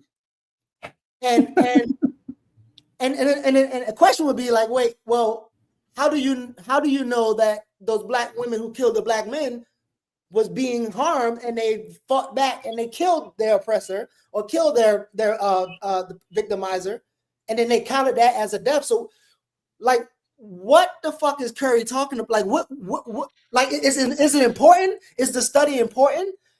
Is it something that? But then we got Black studies, then we got Black male studies. Like, what is this guy trying to do, right?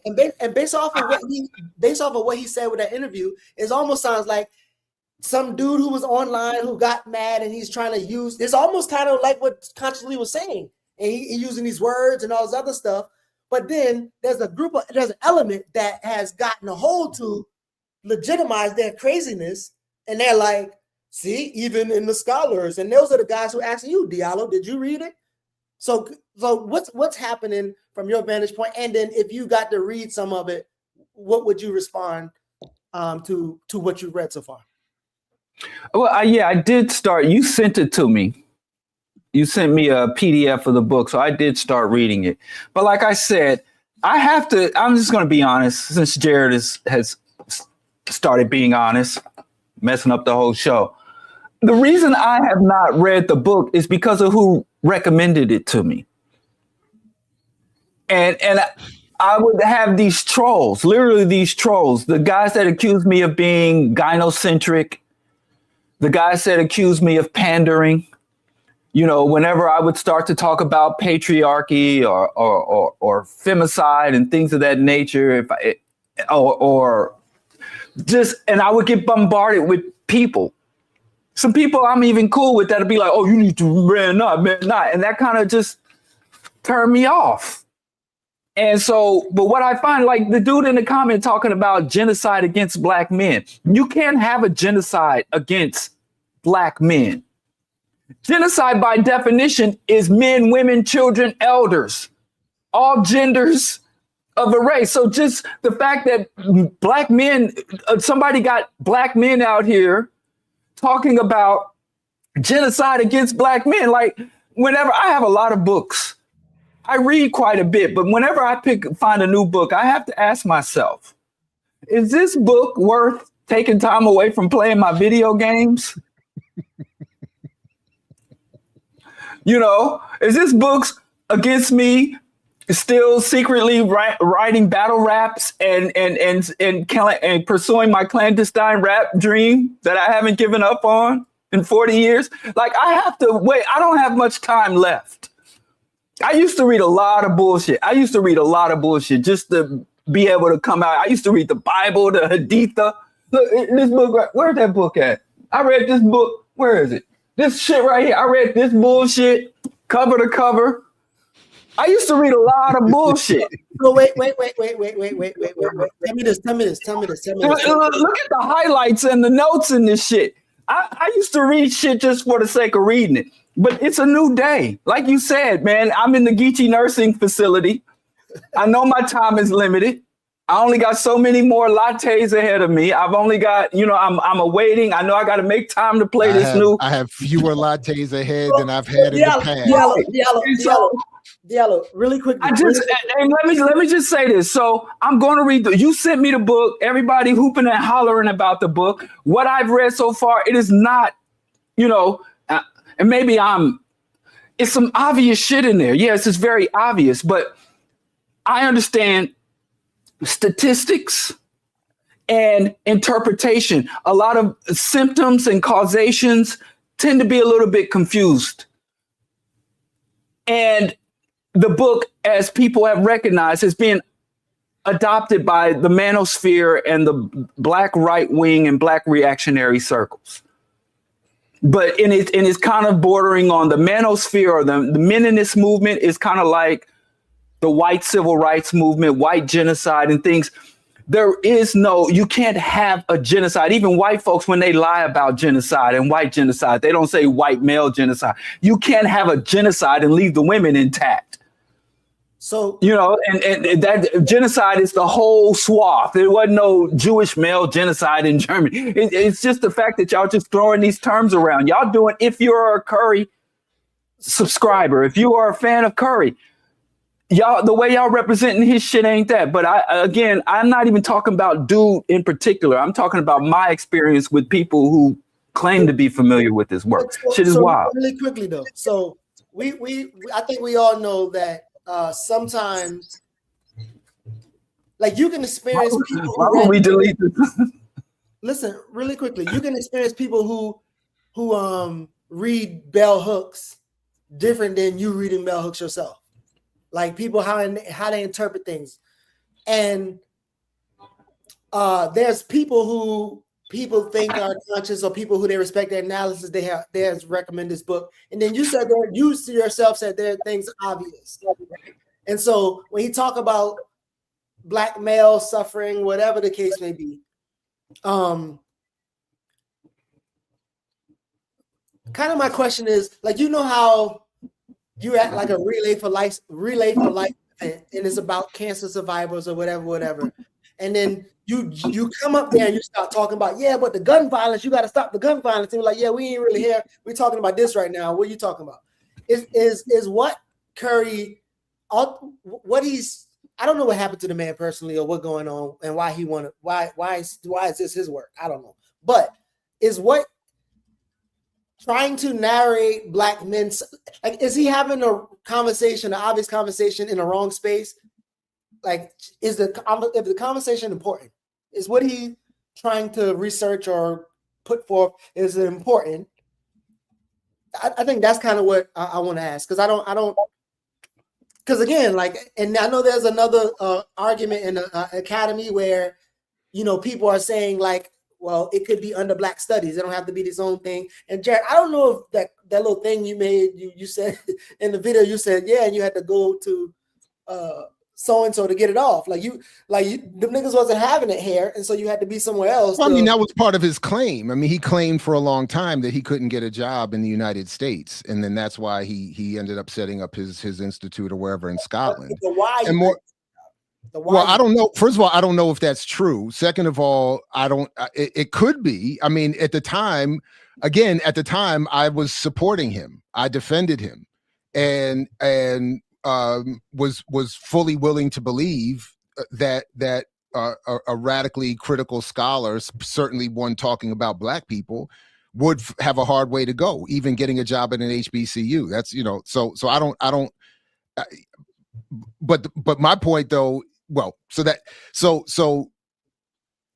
I don't know. I don't know about that.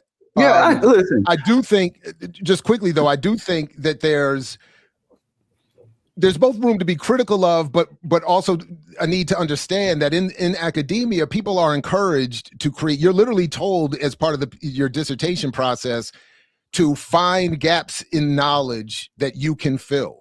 So it encourages people like Peniel Joseph to come up with Black Power studies, or for Curry to come up with a Black male studies, to create your own lane, to create your own potential for funding, for institutes, for all of that. So on the one hand, I'm not even too mad at that, even as something happening, even within the debate. Should this happen within Black studies? Should it not? Why couldn't he have set this up as a Black Studies Institute with a focus on Black male? I don't know, whatever.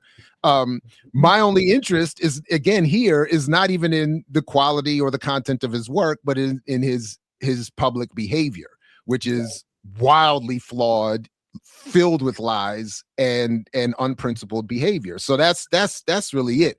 And that's why even to some of the people in the chat who are apparently not paying attention, maybe showing up late or blinded by work that they don't understand themselves, that they're not paying attention to what's being said here or to the history being recounted here. And again, by the way, I'm being honest. I don't think that, I bet a lot of people who read his book are in a similar situation to me, who are unfamiliar with the field that he's talking about, unfamiliar with the work he's criticizing, and are going on a vibe or a bias or whatever. So voice cool. vibes.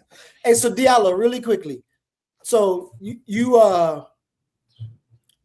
so I guess in fact, what Jared says, when you see Curry's work based off of how you understand it, right? And you always say revolution is an intellectual endeavor, right?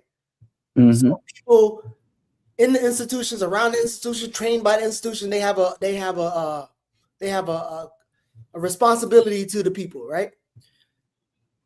If Curry is saying Black male studies is important, if that's what he's arguing, what would be your answer to that?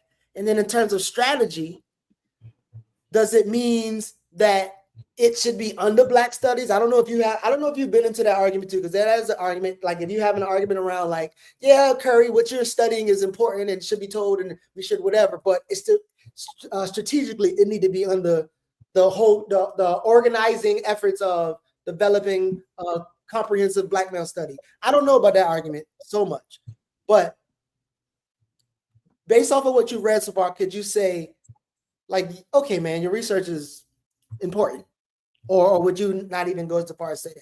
Again, I just got the book, 2 days ago? When did you send it to me? I know I opened it. Yeah. When you sent it to me, and then I had to take it from the phone and put it on my e-reader. But in the arena of Black male studies, I think folks should be able to study whatever they want. I wouldn't take a fucking Black male studies class. But if I know I'm not in a position to say whether it's important or not. I think that the thing is, any arena of study should be about accuracy. And I think all true research is radical. If it's not radical, then it's not true academic or even research or even intellectual pursuit, because radical means you got to look at the core of issues. You can't just look at symptoms and outcomes, and data will tell you more so. I mean, stats and shit will tell you the outcomes. And I could come up with all these stats and stats only tell you, the ultimate outcome, what produced, where did the shit come from? But again, like I said, his horde, his fan club, is very, very. I've been bombarded. They're very committed to this idea, but I mean to what he's saying. And like I said, every time somebody comes, you read this book, and I'm like, that's fine, but what does that have to do with what I'm talking about now? Or maybe you can tell me, as you're recommending that I go and do your research. As we're having this discourse right now, if your comment is do your research, then carry on, then go on. But if you can't articulate what conclusions you have reached as an individual based on your understanding, and let me dialogue with you. And so the shit is, I would just say, black male research. If somebody wants to go into that or that's fine. But to me, I just me personally, I don't, it's like I said, it's kind of like, why don't we have a White History Month? Just understanding the nature of oppression, genocide, racism in a patriarchal system, and how it has uniquely impacted black men, and how black men have responded as a group throughout various epochs in history. I would study that, but I don't. I just want to say on screen to the folks struggling in the chat, and who will no doubt struggle elsewhere with this. I have read his work multiple times and interviewed him about it multiple times and set up interviews for him about it multiple times. The issue for me is that he's lying about that, and lying, saying that I'm suppressing his work. He is a liar, and he owes me a very public apology. So I'm not here critiquing or discussing his work at all, other than what I've said about it, admitting, as I did to him, that I don't fully understand it, and gave him the benefit of the doubt. So that's the issue here.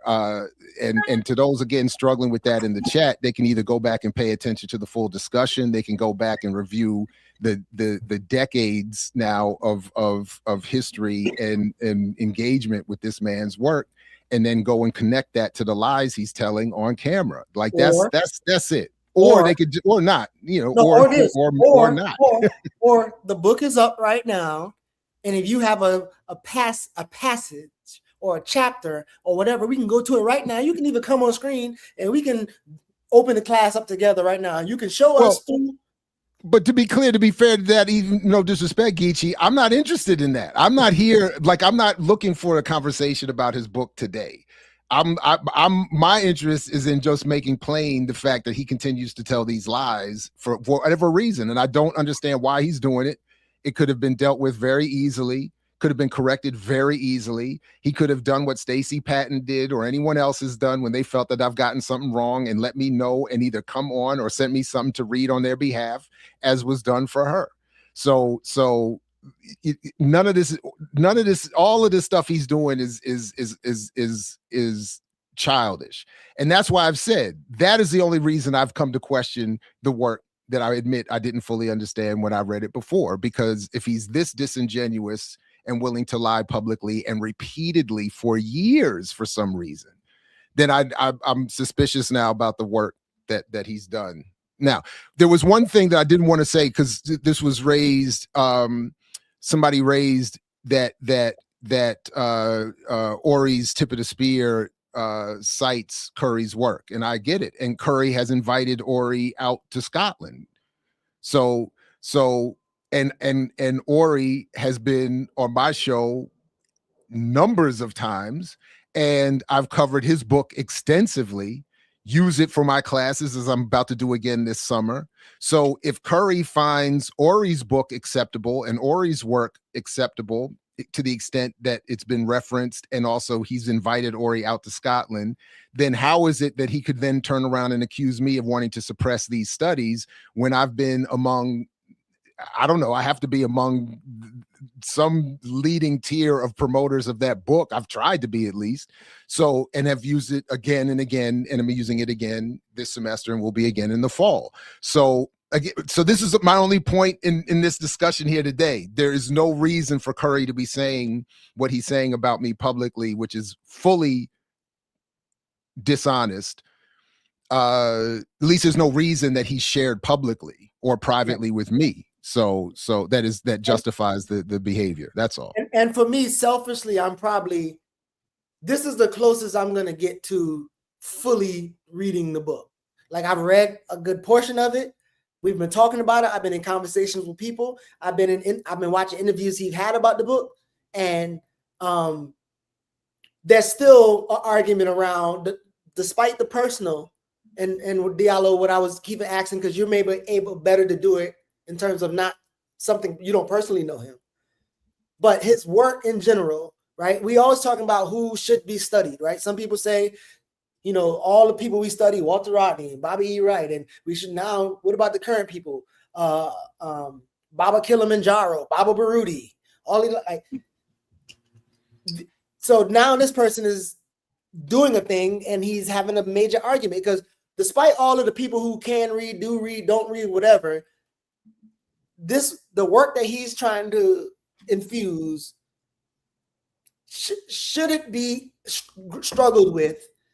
And to your major point, connecting it to who's taking it and running with, like the people that you like, what those people are leading. Like you said, some right wing MAGA. You said some, I don't know the other names that you call those people, but those type of people.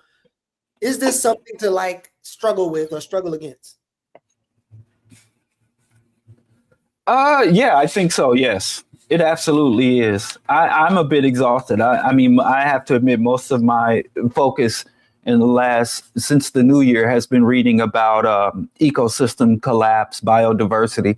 I've kind of I was kind of like the plight of Black men and understanding, you know, how white hegemony and capitalism under a patriarchal and Abrahamic hegemony has affected Black men uniquely. I kind of thought that was settled. I thought I understood it. I was just thinking about this book. I was just thinking about, you know, Black self-annihilation in service to white supremacy. What in the world? Hold up again. Oh. Yeah. The psychodynamics of Black self-annihilations in service to white domination, which is the primary emphasis where he was talking about Black men and our death rates. And this was way back in 1990. And it was funny because when I first, who was it? Bill Grace, Samori Grace, who worked with in Cobra on the reparations. He was like, hey, man, it's that book, man, Black on Black Violence. And I told him, Black on Black Violence is an anti-Black, anti-African code word. I ain't reading no book called Anti-Black, Black on Black Violence. That's just nonsense. And this book was out for over a year. And I'm like, I don't want no parts of that book. I want no parts of it.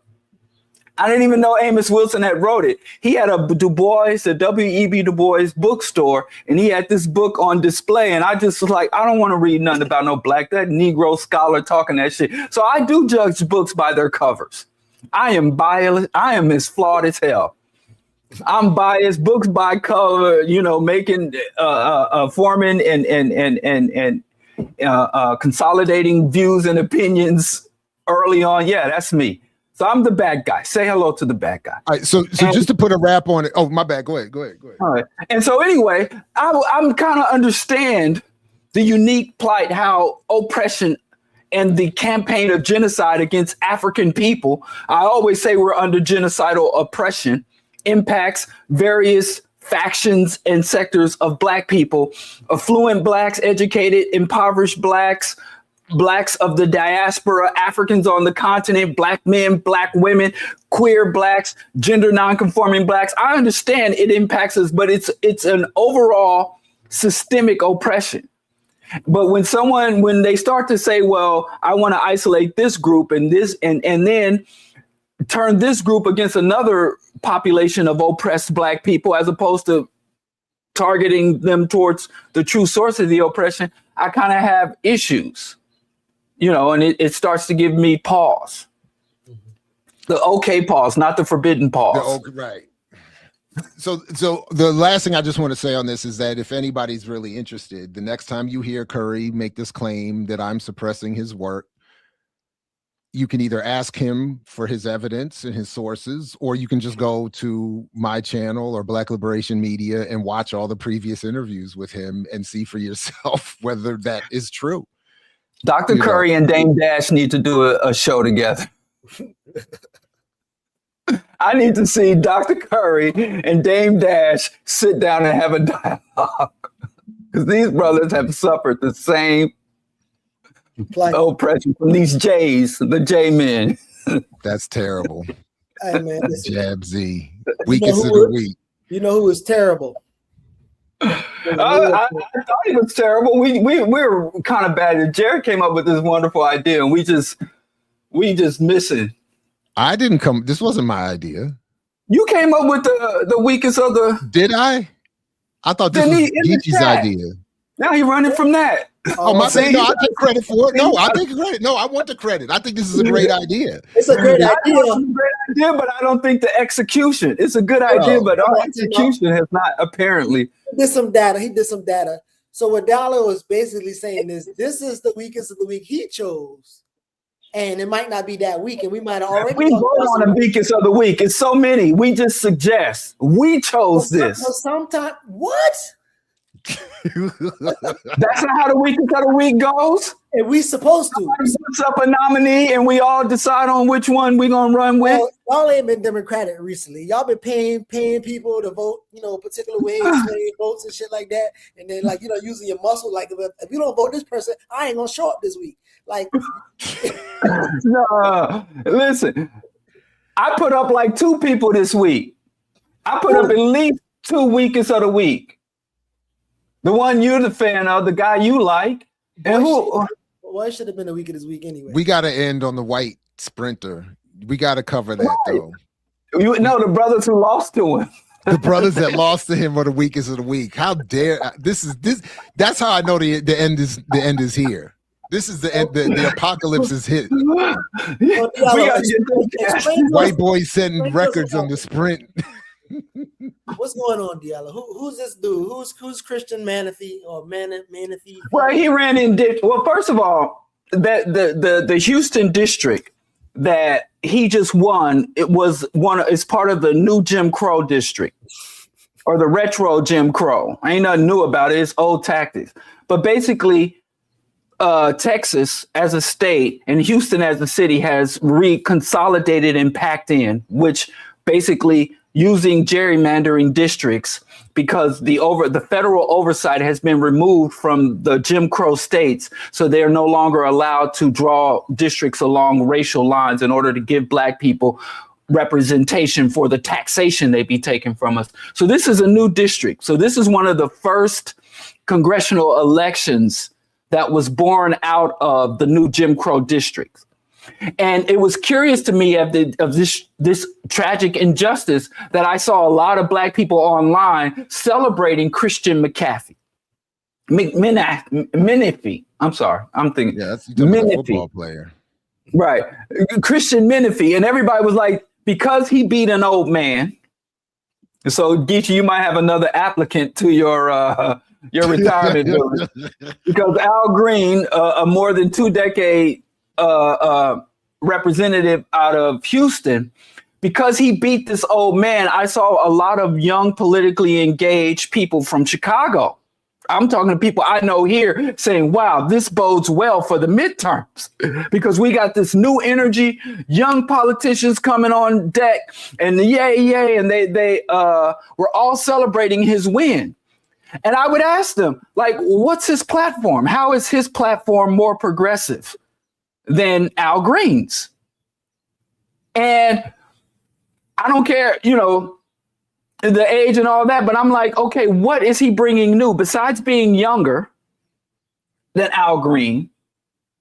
What does he bring? Oh, this is just, we need new energy. We need new congressmen. And then after that, I saw that AIPAC was celebrating and they literally called Al Green the most anti-Israel congressman in the country. They said he's one of the biggest enemies of Israel.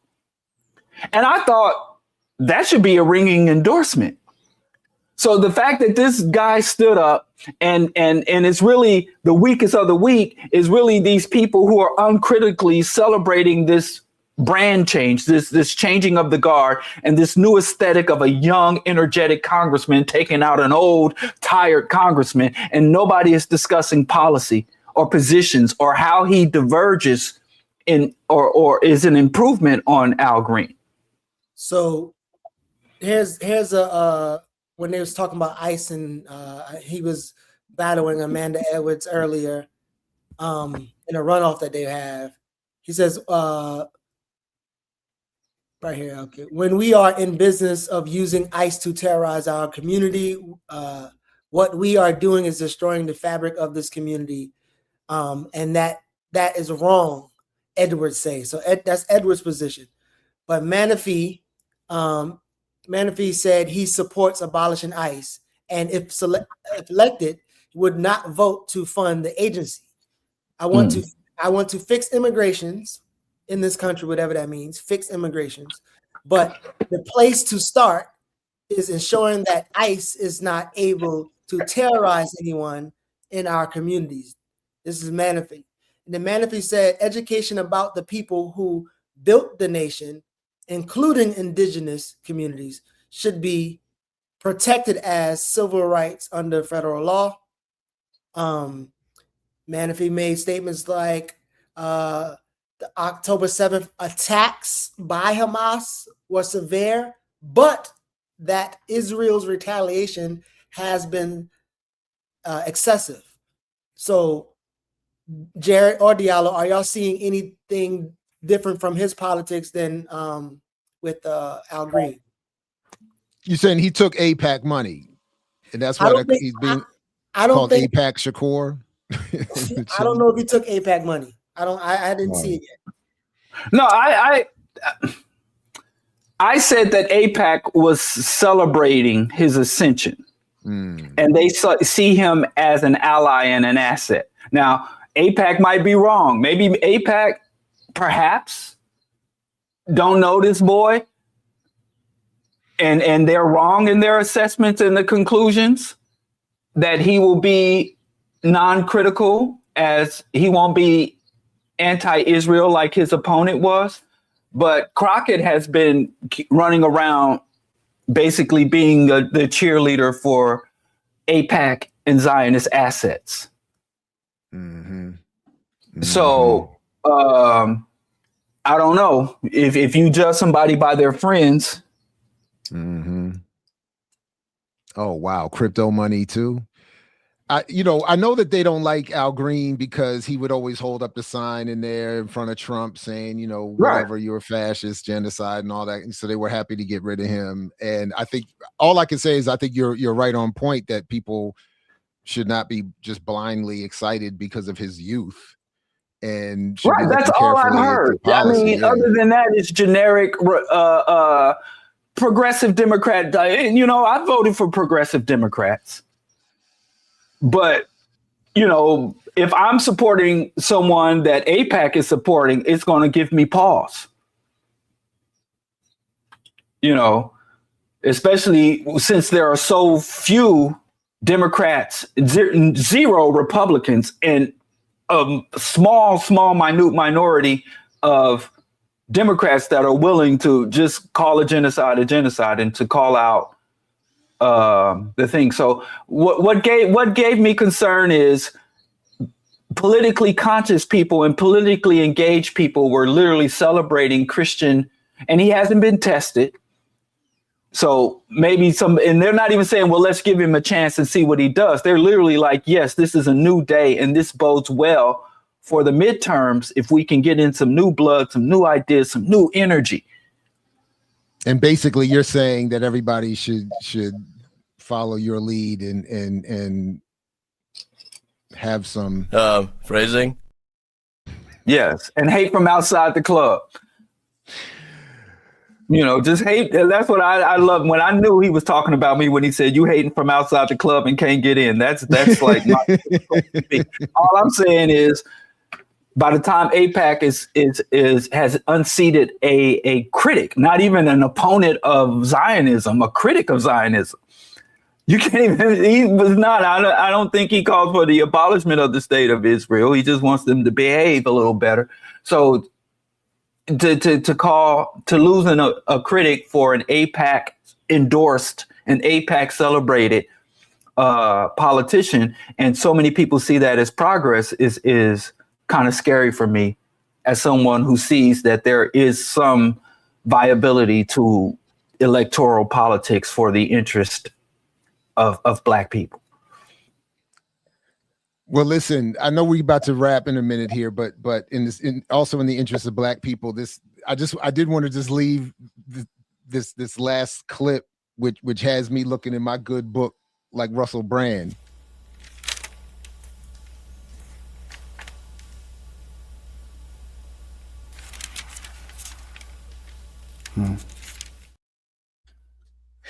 He said, but I'm in there searching. I don't know what to do. I don't know what to do in light of this story here. You know, I'm watching my track and field reports, and the wrong one up. And we have the new fastest white athlete of all time. Yeah, yours not sharing. You're not sharing. It's not sharing? Nah, because Diallo had put his up. Now I'll try it again. There we go. Oh, there it is.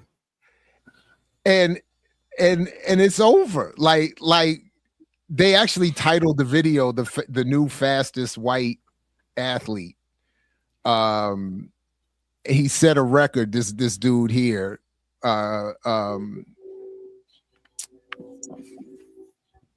This guy here, and he's the first white sprinter to run the, I think, is this the 100, to run the 100 meter in under 10 seconds. And from Jamaica. No, he's not Jamaican. That was another race that was just showing up there. He didn't win that one. He's a good, like middle American white boy. Y'all heard what I said. I welcome this. I've been fasting and praying for this day to come about, and I want to thank the ancestors. I hope that the predominance of Black athletes is wiped away from the sports industries.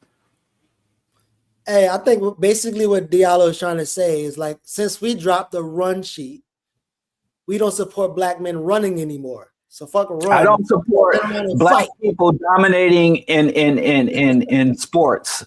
I think that has been an albatross around our necks, like Black entrepreneurs. After reading The $40 Million Slave, I think that let the white boys have it. Written by a good Morgan State grad. So let the boy. It's like when I think things got a little better for us as a people when the Klitschko's were dominating the heavyweight division. All right. I truly believe you go in a barbershop, and if brothers ain't chasing balls and running tracks, I truly believe people will start discussing class divisions and means of subverting the status quo. I think those discussions will take. Who has the greatest analysis and critique of imperialism and capitalism, as opposed to who is the GOAT of ball chasing? That's what it should be. This should be the Olympics of analysis. Yes. I think we will start debating, instead of debating the draft, we will start debating guerrilla warfare tactics in our barbershops. I think if Black men lose their predominance in sports. I think both of y'all are right, but I do. I have a dream today. Recess is over, guys. Look, guys, we really appreciate y'all for showing up to recess today. You did really well. Now we're gonna take y'all back to your rooms, and you'll have a snack later on. I would annoy DG so much, man. He has the patience of a saint, that man. I don't know how he does it. He's like basically running a one-man retirement home, if you think about it. Poor Geechee. Wow.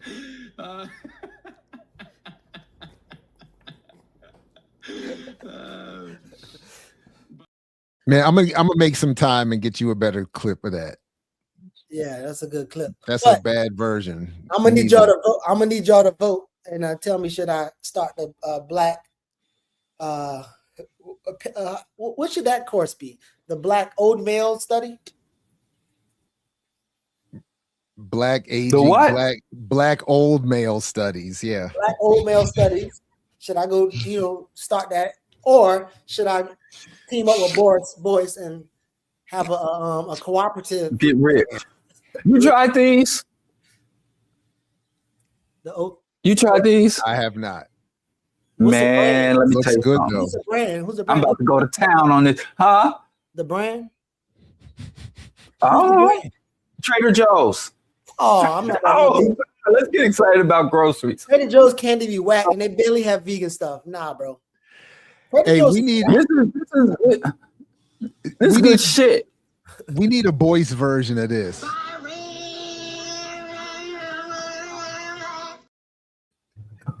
We need a boy. I've never seen that movie. I gotta never see that movie.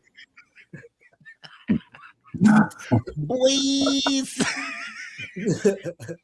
Oh gosh, I have never played Roblox.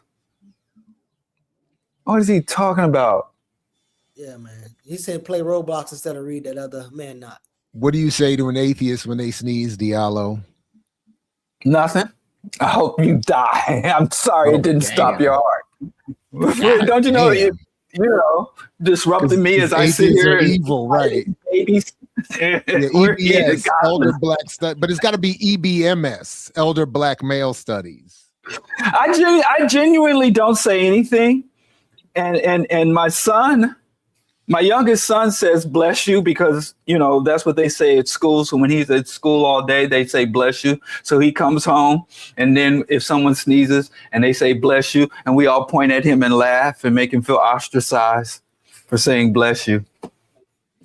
So succumb to peer pressure. There we go with that. He just says, people say it and then he picked it up at school because we don't say nothing. Well, I mean, why you got to say something? Take us out, man. Take us out here, man. Take us out, man. We in overtime. Take us out. Yeah, I got to go watch USA lose to Senegal. Oh, yeah. In soccer?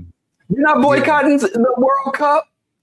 This is just a friendly in the run-up to the World Cup. FIFA is MAGA. They gave Trump a FIFA Peace Award. It's different. That's past the cup. This ain't the regular cup. I will not miss an opportunity to root against the United States. So go Senegal. Man, y'all not boycotting the NFL. I thought y'all was boycotting the. I have that. I haven't watched any of these games in a long time. I didn't even watch the Champions League final yesterday, which is kind of crazy. So like I've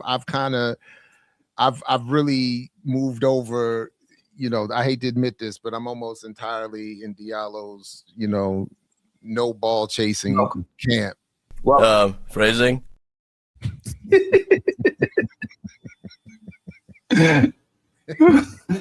to the door. Talking to none of my homies from New York. I don't want to hear they losing their shit. It's fucking scary. That shit with the Knicks. They're losing their shit. Yeah, man. Pat Ewing. That's like, what does that say? I don't know what that means. PGS. PSG, the French team won this Champions League again. I don't know nothing about with all Africans on the field. Well, kind of, but that's not the French national team. It's a team that plays and based in France. The French national team is basically all African. So weird. And the argument is they could start their third team and win a World Cup. So we'll see. But I see. Even with the races, I go look at these Olympic athletes, and I'll see this magnificent black athlete, and they'll be like the Australian and the American, the Greek Giannis. Greek, yes. Like what the hell? Yeah, that's why. Like I said, I hope black folks lose more races. Lose. If we lose the foot race, we'll win the political race. That's the anthem. Lose the foot race, win the political race. I got it. Yeah, Diallo 2028. So they told me I'm gonna do this. Basically, what I'm gonna do is I've decided I'm gonna develop a Black elder care studies at Morehouse, and one of the main core Morris. Actually, Professor Demon, Morris will teach the economics. He gonna teach Black Elder the world of make believe economic studies within my Black. No, put the Black Elder Care Studies in the business school so that you could teach people how to set up their Black Elder Care Studies housing. And then there's going to be elder exploitation. Yeah. Do you want to create wealth for your descendants? Do you want your grandchildren to not have to work and struggle like you did? That'd be elder exploitation. I can see your grandchildren making money off. Right. Boys, keep them away from them old folks. Run reverse mortgage. It'd be a bunch of reverse mortgage. Tulsa, Oklahoma. Tulsa reverse mortgage. Program. Write that down. All right, man. Y'all enjoy y'all week, man. You know, I try to come with the healing and wellness, and here you come with the Jay-Z, man. I thought we was done with that. All right, that's it. This is it. I'm gonna put it to bed. It's over. The J Hive and the Biggie Hive gonna make peace and move on. See, Biggie don't even have a hand logo. I have to come up with some. I'm so surprised. Y'all been in church 2 hours and you're expecting to see heaven out here, and there ain't no heaven. You're still right here on the black man's truth. No, you can't deny it. You've been down on the news the last 2 hours, haven't you? Begging some God to help you in the hereafter. But the hereafter is right now, brother. The hereafter is here and now. We a series of amendments and leather African pendants, handguns and incense. Liberation's expensive. Earned by studying love, books and bloods, the crooks and thugs, the capitalists loves. They the enemies of the people because the words written replace where the innocence was. Searching for knowledge to escape what ignorance does. So we earn liberation by rejecting what was. You got to earn your liberation.